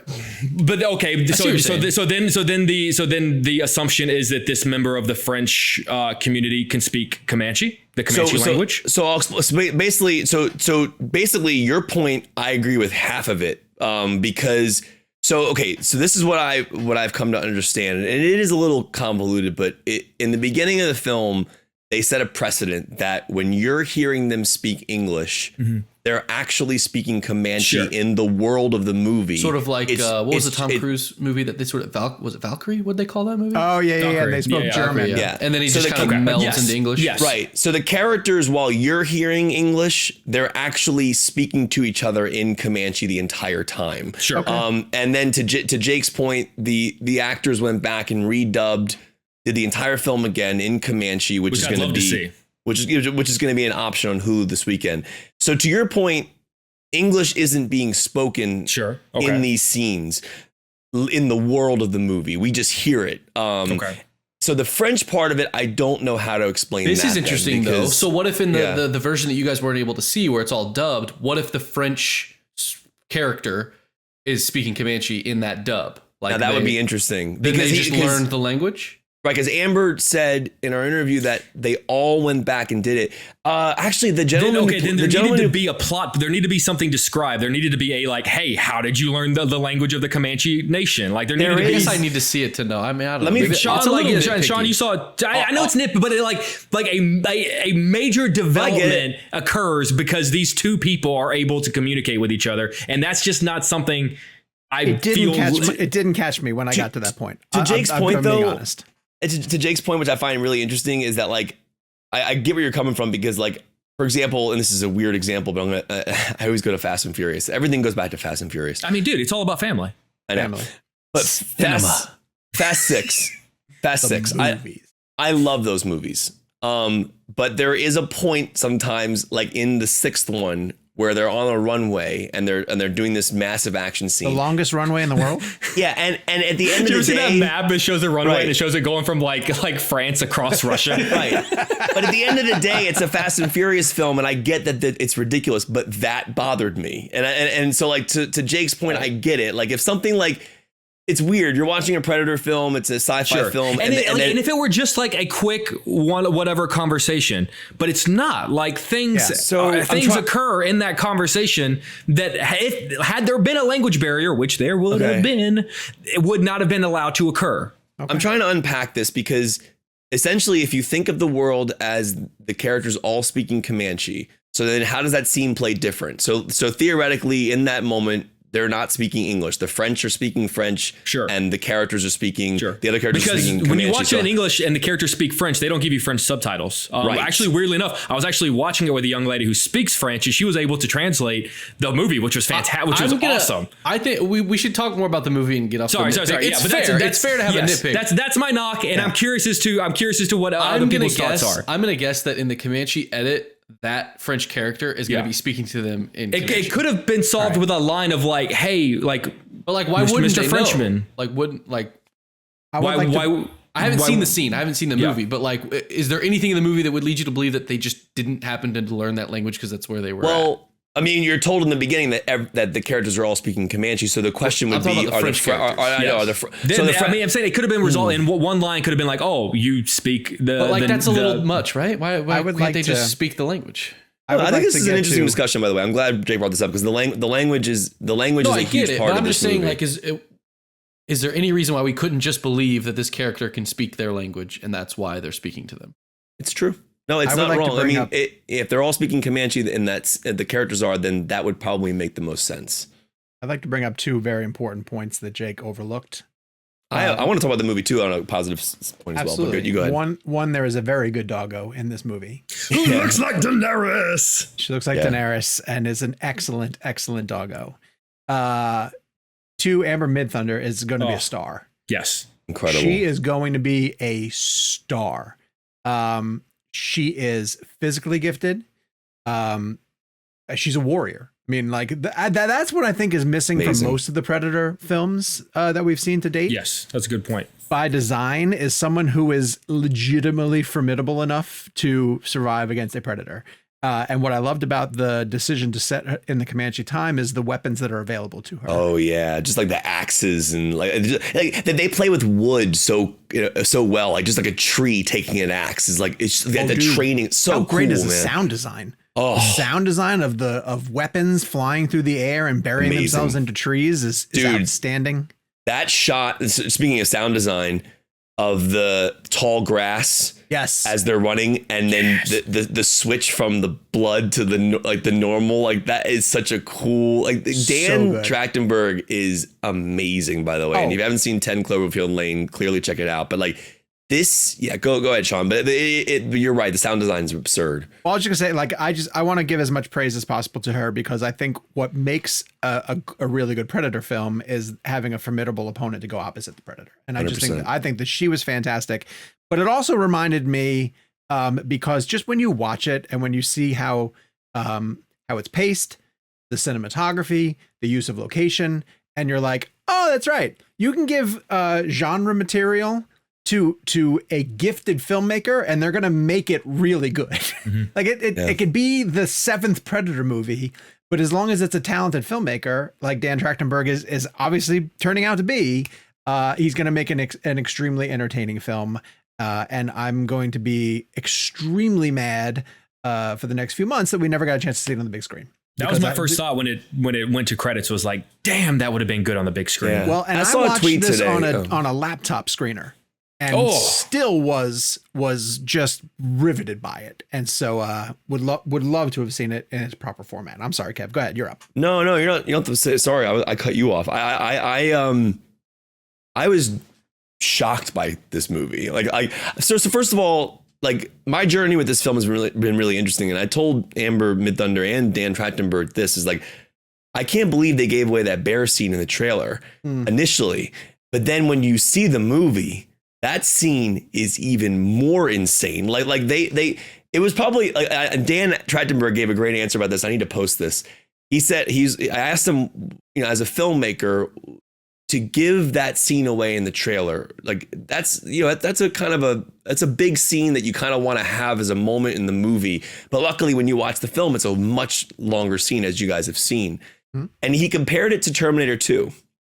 And he said, in the marketing for Terminator 2, they could have not told you that Arnold was back and he was good. Mm-hmm. Right. And honestly, you could have walked into Terminator 2 and had the storyline of him being the bad Terminator. And do then the trailers give that away? They give away him being good? Yes. And that's neither do I. But it's funny because I was 8 years old when I first saw those trailers, which changed my life. But like, I was more fascinated by the T-1000 effects than kind of remembering that they made Arnold good. But in terms of the way Dan explained it was exactly that. He goes, the marketing gave away that he was good, but the movie, it didn't change the film. And then when you go see Prey, that bear scene actually plays out differently as well. It's cut very differently for the trailer, and then the whole sequence is very different. But in terms of the film, sound design, Amber's incredible. The score was amazing. It's a phenomenal score. And I think I just found the language aspect of it to be very interesting. I kind of like that idea that we're supposed to think they're speaking Comanche, the characters are, and then we hear it in English. And they go back and forth. There's like a mix to it. And I understand why it's in English. I think that it would have been overall take away all the dubbing and just do the movie in Comanche, and then just subtitle it, like an Apocalypto sort of situation. Right. That would have been, to me, the ideal thing. I get it from maybe, and again, I don't know the reasoning behind it all. Maybe it's a studio thing, a financial thing. You get a different budget if it's not gonna, 100%. Yeah. Oh, and I think there's no Predator in this movie. right. But I mean, but in all honesty, I think that would have been the ideal situation. It's just a full blown movie in Comanche. And then maybe you give audiences. I am not a dubbed fan. I would rather hear the language naturally. And I think, like, for me, dubbing, like, it's funny, when I was growing up, I used to watch a lot of these old school Jackie Chan films, and they would bring Rumble in the Bronx or Super Cop over to the US, or Drunken Master, or whatever it would be. And I always hated, like, hearing these English language dubs over the characters. Mm-hmm. It just looked strange to me. Mm-hmm. And I think, but on the flip side of this, it is historical and very cool that they did this, that they're giving people the chance to watch the film with a dubbed Comanche. I just would have rather have had it in real language. Anyway, so I know we got to move on. The movie's great. It's on Hulu. I did see a tweet today to answer your question about why it didn't go to theaters, and I thought it was actually a really interesting tweet. I don't remember who said it, or I don't want to paraphrase it wrong, but basically the Predator franchise has not done well at the box office. It really, over the years, it's done fine, but people are talking about this idea of the movie going to theaters. And someone pointed out that Hulu has 45 million subscribers. Mm-hmm. This is going to be a perfect fit. And you're talking to somebody here. I am a theater guy. This movie would have been amazing on the big screen.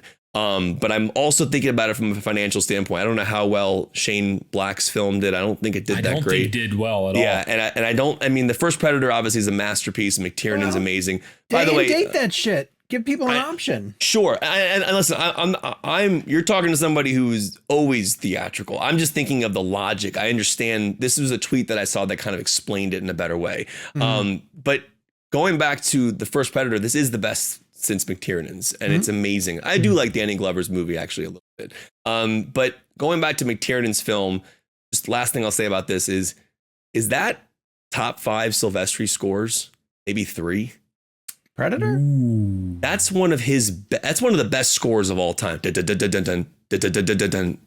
mean, his Back to the Future one is definitely my Avengers. favorite of his. Avengers is up there. Yes, but Gabe. That's pretty damn good, man. It's up there. You brought up Shane Black's box office, so I pulled it up. It made $160 million worldwide on an $88 million budget, but did better than I thought. But it only made $51 million domestic. What did Rodriguez's movie make? That was Predators, right? Yeah, and this was the thought process. Like, somebody was explaining, 127 on a 24. Or no, I'm sorry, it made 127 on a 40, but only made 52 again. It did okay. Domestic. Doesn't sound like they did that bad. I get it. Like, and who knows? Maybe internationally it has some theatrical release. I don't know that answer for sure. But if you're seeing like a $50 million domestic, I could see where Yeah. They like it more as to bolster their streamer. But this is a theatrical movie, no question. And I do wish that we could see it that way.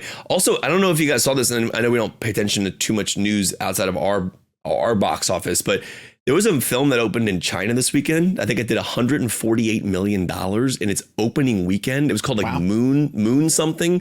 I don't remember the name of it, but I read that story. I'm like, it was just like this buried story, like in entertainment news. I'm like, $148 million opening. Like it is like talking about worldwide box office. Was it a Chinese film? Because that's kind of been the story the last handful of years, is that they're building up their actual like industry, like actual filmmaking industry.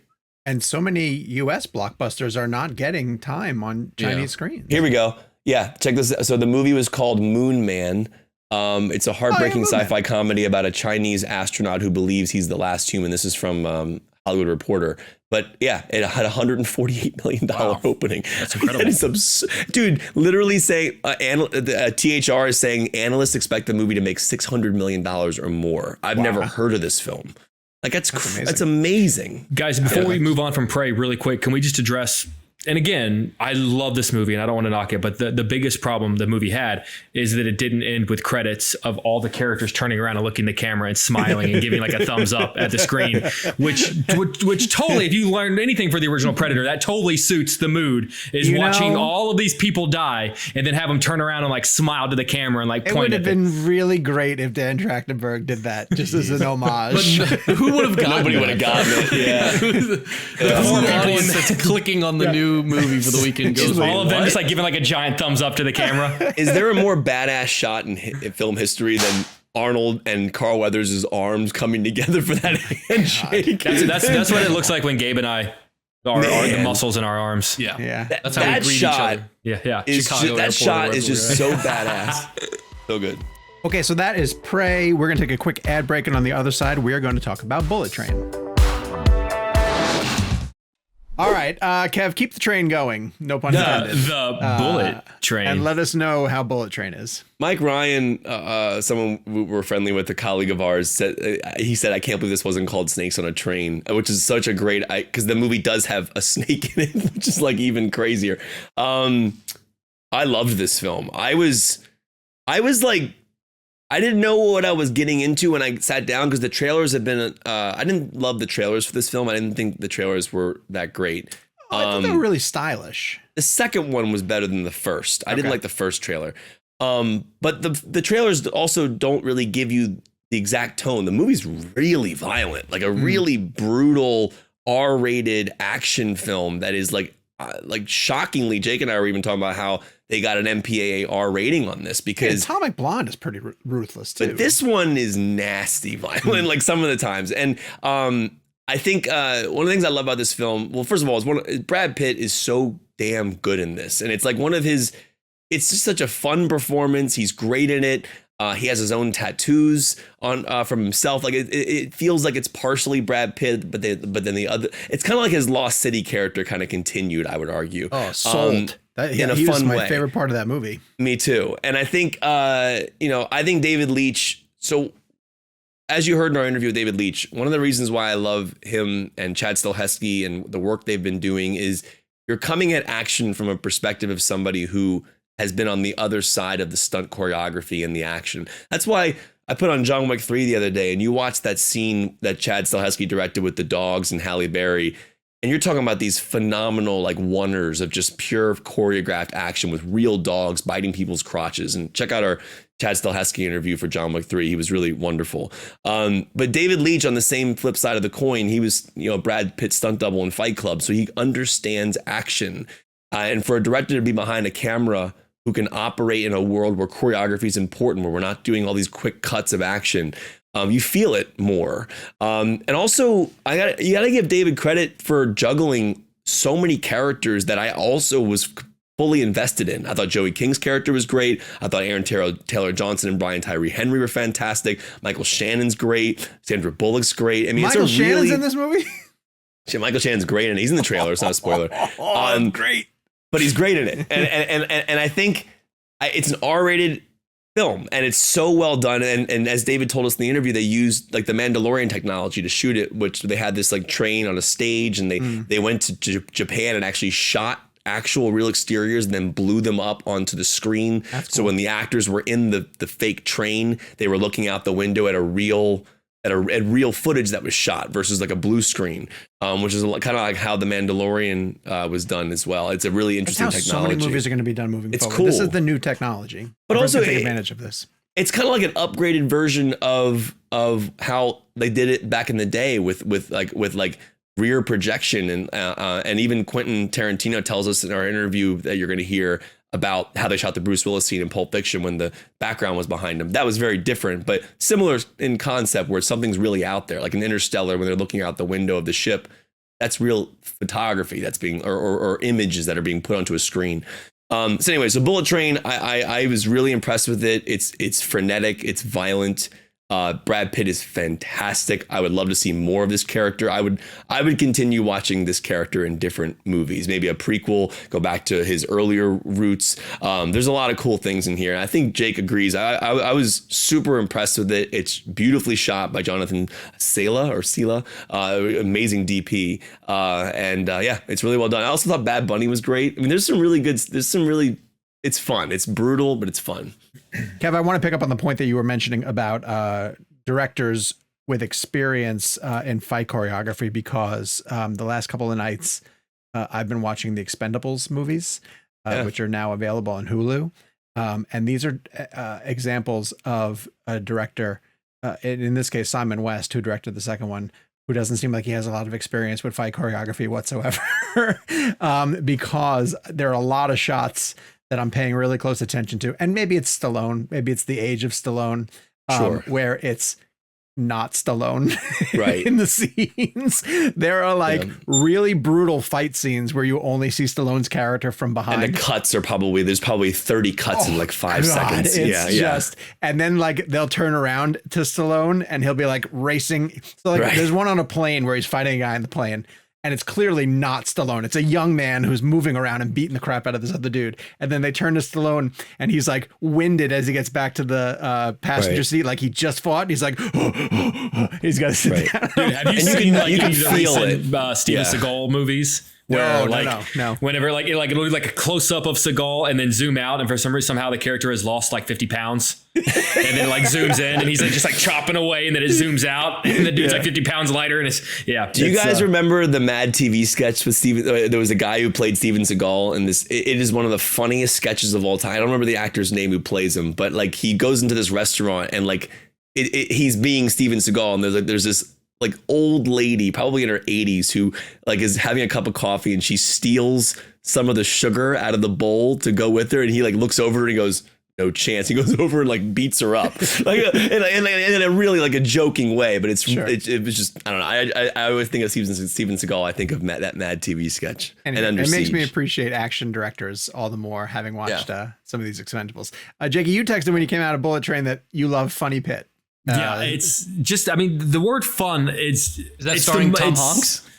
Tom Hanks. Funny Pitt? Yeah, Funny Pitt and Tom Hanks. I can't wait for them to make a movie together. I saw somebody together who compared this tone of Pitt to the movie The Mexican with him and Julia Roberts. I haven't seen that in years, but I guess the comedic aspect of it was there. I don't know if I've ever seen The Mexican. You ever seen that with I know it, but I haven't. Really I don't good. think I've ever seen actually. It.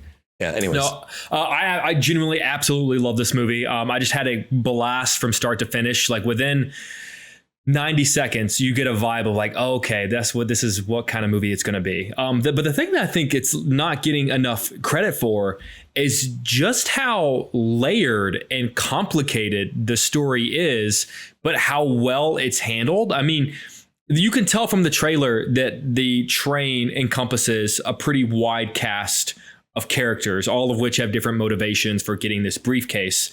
But all of it's not just, oh, here's this actor and that actor, this actor, that actor, and they're going after Brad Pitt and they're trying to get the briefcase, and isn't it fun? Look at all the madness. There is this beautifully, really well, weaved story of crossed paths and misunderstandings and moments where characters actually met in the past but didn't realize it, and past missions that maybe different people had been on and didn't. I mean, it's just so well done and really could have gotten lost in the weeds. But I mean, I just remember thinking 15, 20 minutes into it, like, oh, I really need to pay attention to what they're saying because this is really important and like not difficult to follow, but it's important for me to follow the path of like who everyone is because it ends up paying off and becoming important later. And in that way, it's not just the Brad Pitt show and not just his character and everyone else.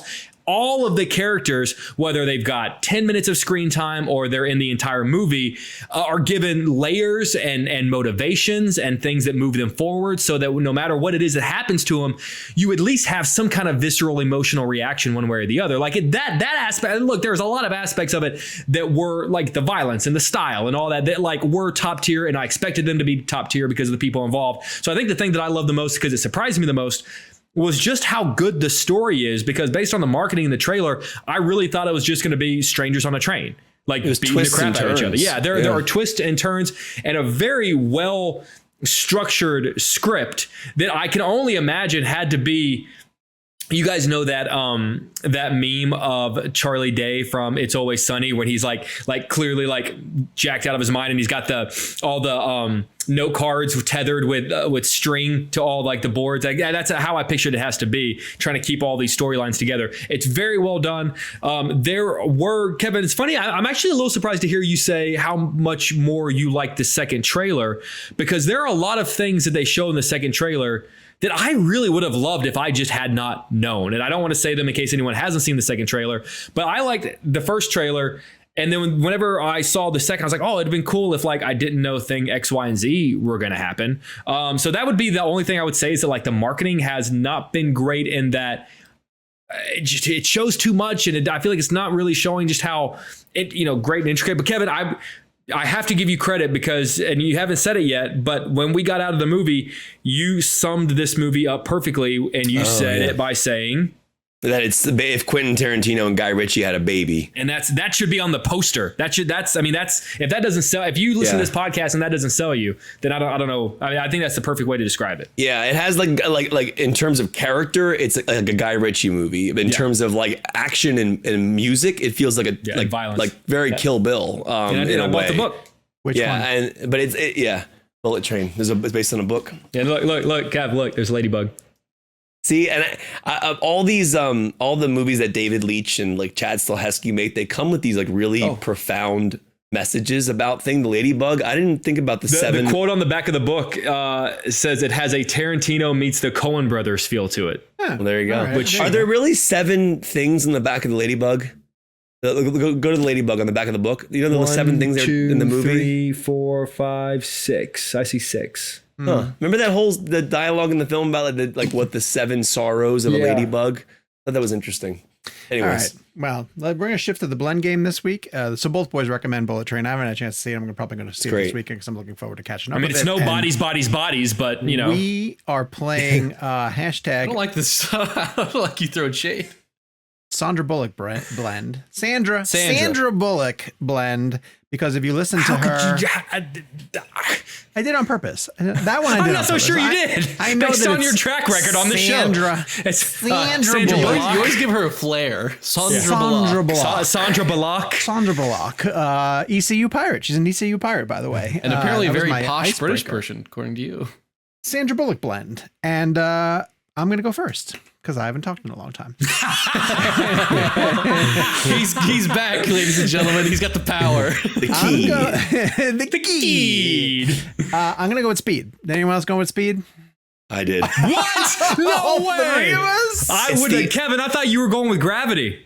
No, Speed is the ultimate Sandra Bullock movie. Oh, I thought I was going to be the only one. We can all talk about Speed. Wow, that's fantastic. I knew it was Speed the moment Gabe said it. Same. It was Speed. But I would have sworn you were going. I thought maybe Sean would go Speed. Kevin, I could have sworn you were going Gravity. So here's why I prefer Speed over Gravity, or why I chose Speed over Gravity. And I listen, Gravity, there's very few actresses who could have done what she did, and she holds that entire movie together. Alfonso as well too, with his technical prowess, of course.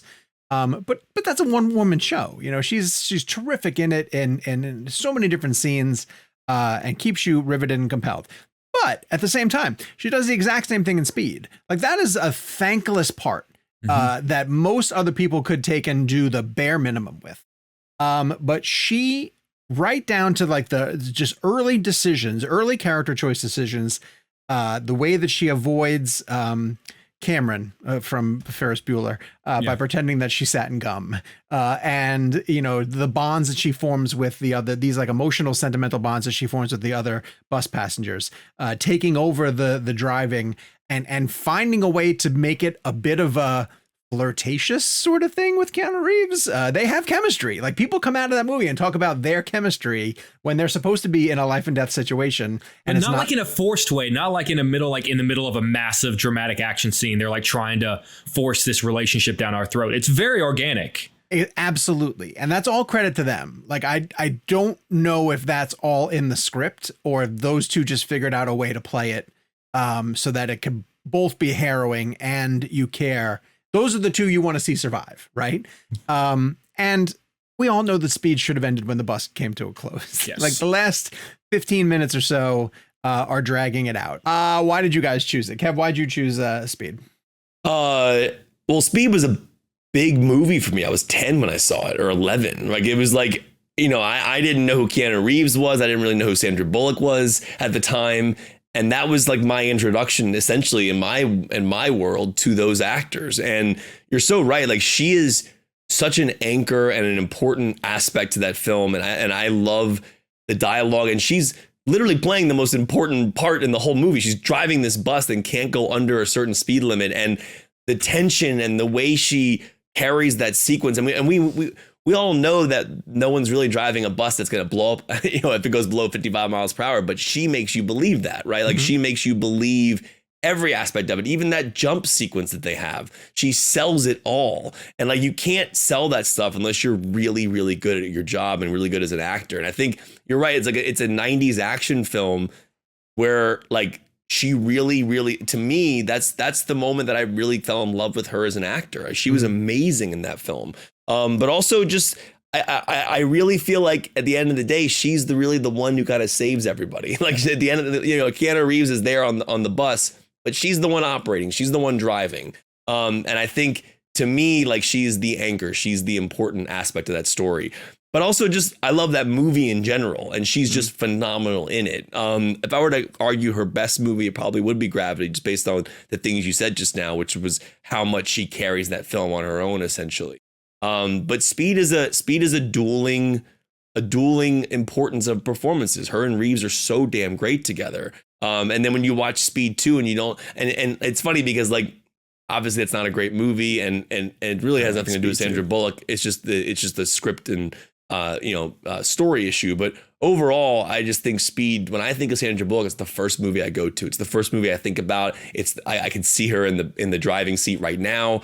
It was just a monumental film to me. And I also felt like, just, you really care for her and him. And you're right. Like, there's, like, at the end of the film when Dennis Hopper has her hostage, like, every time I watch that scene or that moment in the film, which that's why I actually like that third act. I like the scene in the subway. I really feel like every time I watch it, I'm like scared for her because of the way she plays it. There's an internal quality to her performance. It's not just a 90s action movie with stars just in an action scenes. It's like genuinely good performance work. I do like when Keanu can't get the pole off the subway. Yeah, that's a great scene. And like, and then at it.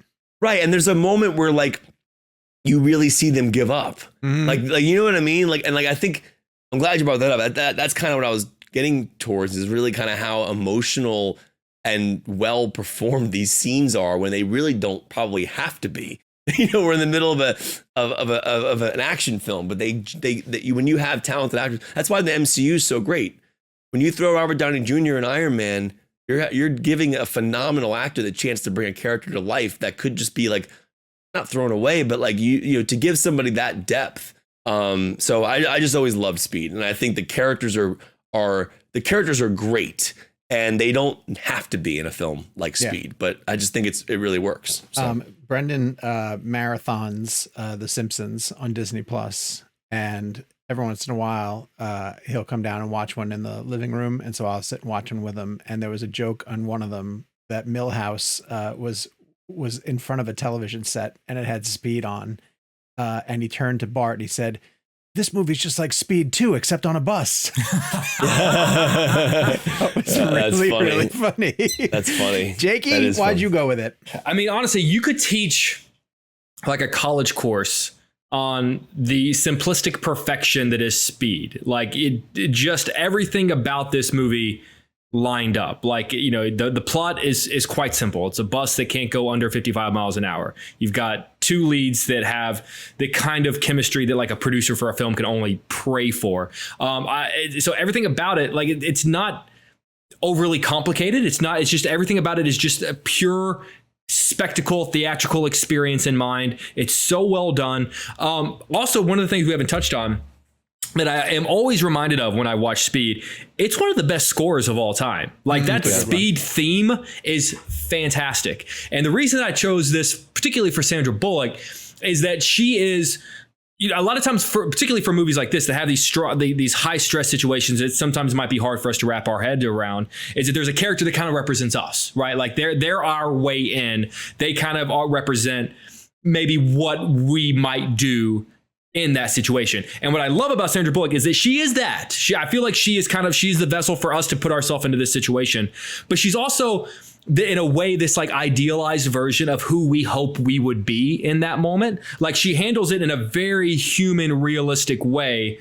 I mean, I challenge anyone to watch Speed and think to themselves naturally, oh, I would be Keanu Reeves in this situation. But it's easy to think, okay, I might be Sandra Bullock. And if I were Sandra Bullock, I hope that I would at least handle it in the way that she does. And so I think she actually has a tougher job, and that she has to kind of straddle the lane between representing the audience in this unfathomable, stressful situation, but also doing so in a way that like gives us hope that like if we too were in this situation, like just maybe we have it within us to be the hero too, which is why, and I feel like that is actually a difficult job to handle. So that's why I chose Speed. Yeah, she is the hero of Speed. Yeah.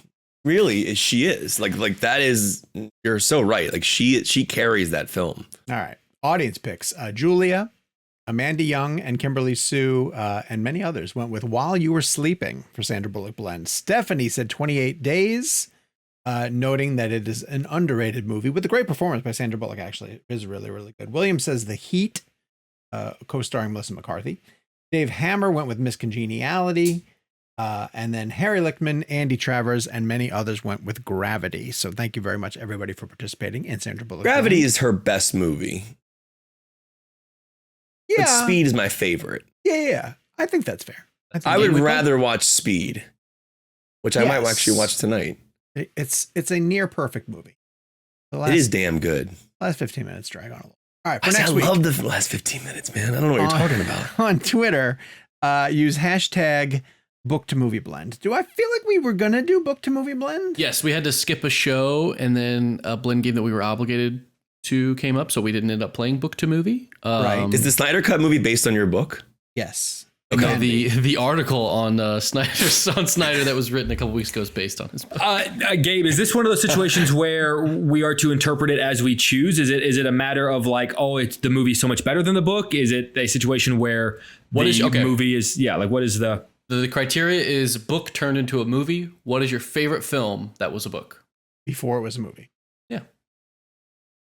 It's like an adaptation blend, but it's specifically about a book to a movie adaptation. Interesting. Okay. First, book to movie, not movie to book. You can't pick Tarantino's Once Upon a Time. There are other ways to interpret that? No, my challenge was like, are we saying it's a situation where the movie is so much better than the book? Is it a situation where the movie is an accurate representation of the book? No, it's we're still doing favorite. It's just what's your favorite movie based on the book. Okay. Fair enough. I like that. All right. Like I said, you can play on Twitter using hashtag movieblend. Or no, Book to Movie Blend, or email us at realblend@cinemablend.com. And that is also where you can send us a review. And we haven't got a lot of reviews lately, folks. We've gotten some. We just haven't always had time to read them, but people send them in. But Gabe, my ego needs to be stroked often. Sure, here it is. And I want to hear more from the blenders. Okay, so that's the gauntlet has been dropped. The dude takes off a week and he comes back and he's throwing out demands. I will say you can send us a review via email.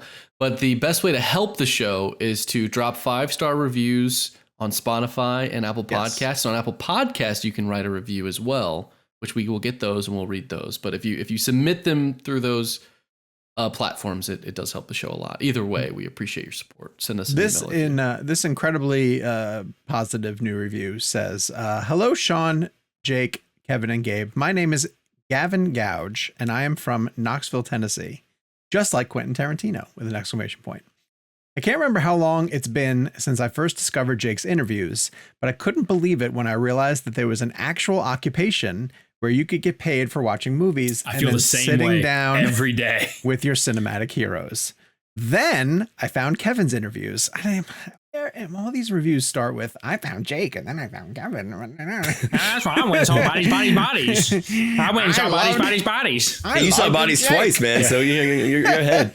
Then I found Kevin's interviews, which led me to listening to ReelBlend. Thank you guys for repeatedly keeping me company throughout my freshman year of college at Tennessee Tech in Cookeville, where I would often listen to both new and old episodes while walking to class, doing homework, folding laundry in my dorm, and even driving to Nashville on the weekend to see movies. I'm currently in the process of transferring schools, which has been a tedious and frankly depressing process. I hope this doesn't sound strange, Sean, but witnessing your recent trip across the South with your son as you toured different universities was admittedly comforting to me. I wish him the best of luck at the University of Kentucky, and please come back to Knoxville. Okay, sidebar. So PJ almost went to Tennessee, which is in Knoxville, and we visited multiple times because that was his second choice, actually, and Knoxville's a beautiful town. So Gavin, thank you so much for pointing that out. And he says, hopefully you come for another UT basketball game. I can hear Gabe telling me to rap, so I'm going to try.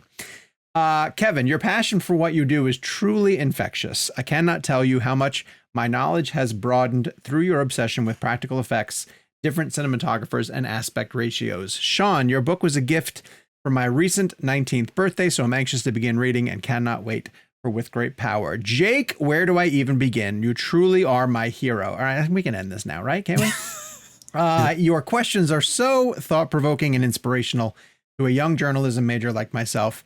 If you'd give anything to sit down and discuss Mr. Tom Hanks's entire career with you, I'd give anything to sit down and discuss your entire career with you, sir. Finally, this show is the reason I've watched so many movies for the first time, including Blowout, Lethal Weapon, The Post, Zola, Jared Carmichael's Rothaniel, and even Road to Perdition. Thank you, ReelBlend, for being the weekly escape that this young, starry-eyed cinephile and journalism major so desperately needs with his 4 professional idols, Dunkirk, Hubie, and Hockey Pads. That is a perfect way to end. That is review. One of, if not the best review we've ever gotten. Hold on. There's a PS. Oh, PS. P.S. Sean, Jake, and Gabe, you may remember that I recently tweeted about how I convinced 2 of my friends to begin listening with your Kaczynski interview after they both saw Top Gun Maverick. Can Tegan and Maddie get a shout out? Well, no, we don't do that on the show. Sorry. Tegan and Maddie! All right, fine. Hello, Tegan and Maddie. Thank you for listening to ReelBlend. Hope you guys enjoyed this week's episode. We will be back. Our next premium episode is going to be the behind-the-scenes stories to how Quentin Tarantino Volume 4 came to pass. Again, check the description below for more information on how to sign up for the premium subscriptions. In the meantime, follow us on social media. Jake is at Jake's Takes. Kevin is at Kevin McCarthy TV. Daenerys needs her own social media feed. Look at that sweet face. It's the dog from Prey. And Prey. Looks it's exactly like the dog her. in Prey. Look. This is for the YouTube people, obviously. Daenerys is on the camera right now. I'm at Sean_O'Connell. Gabe is at Gabe Kovach, and the show is at ReelBlend. We'll talk to you guys next week. And in the meantime, the Fablemans is going to be at Toronto, and we want to interview Spielberg. Spielberg, if you're listening, please, for the love of God, invite us to your home. We want to come over. We're only going to interview you about Hubie.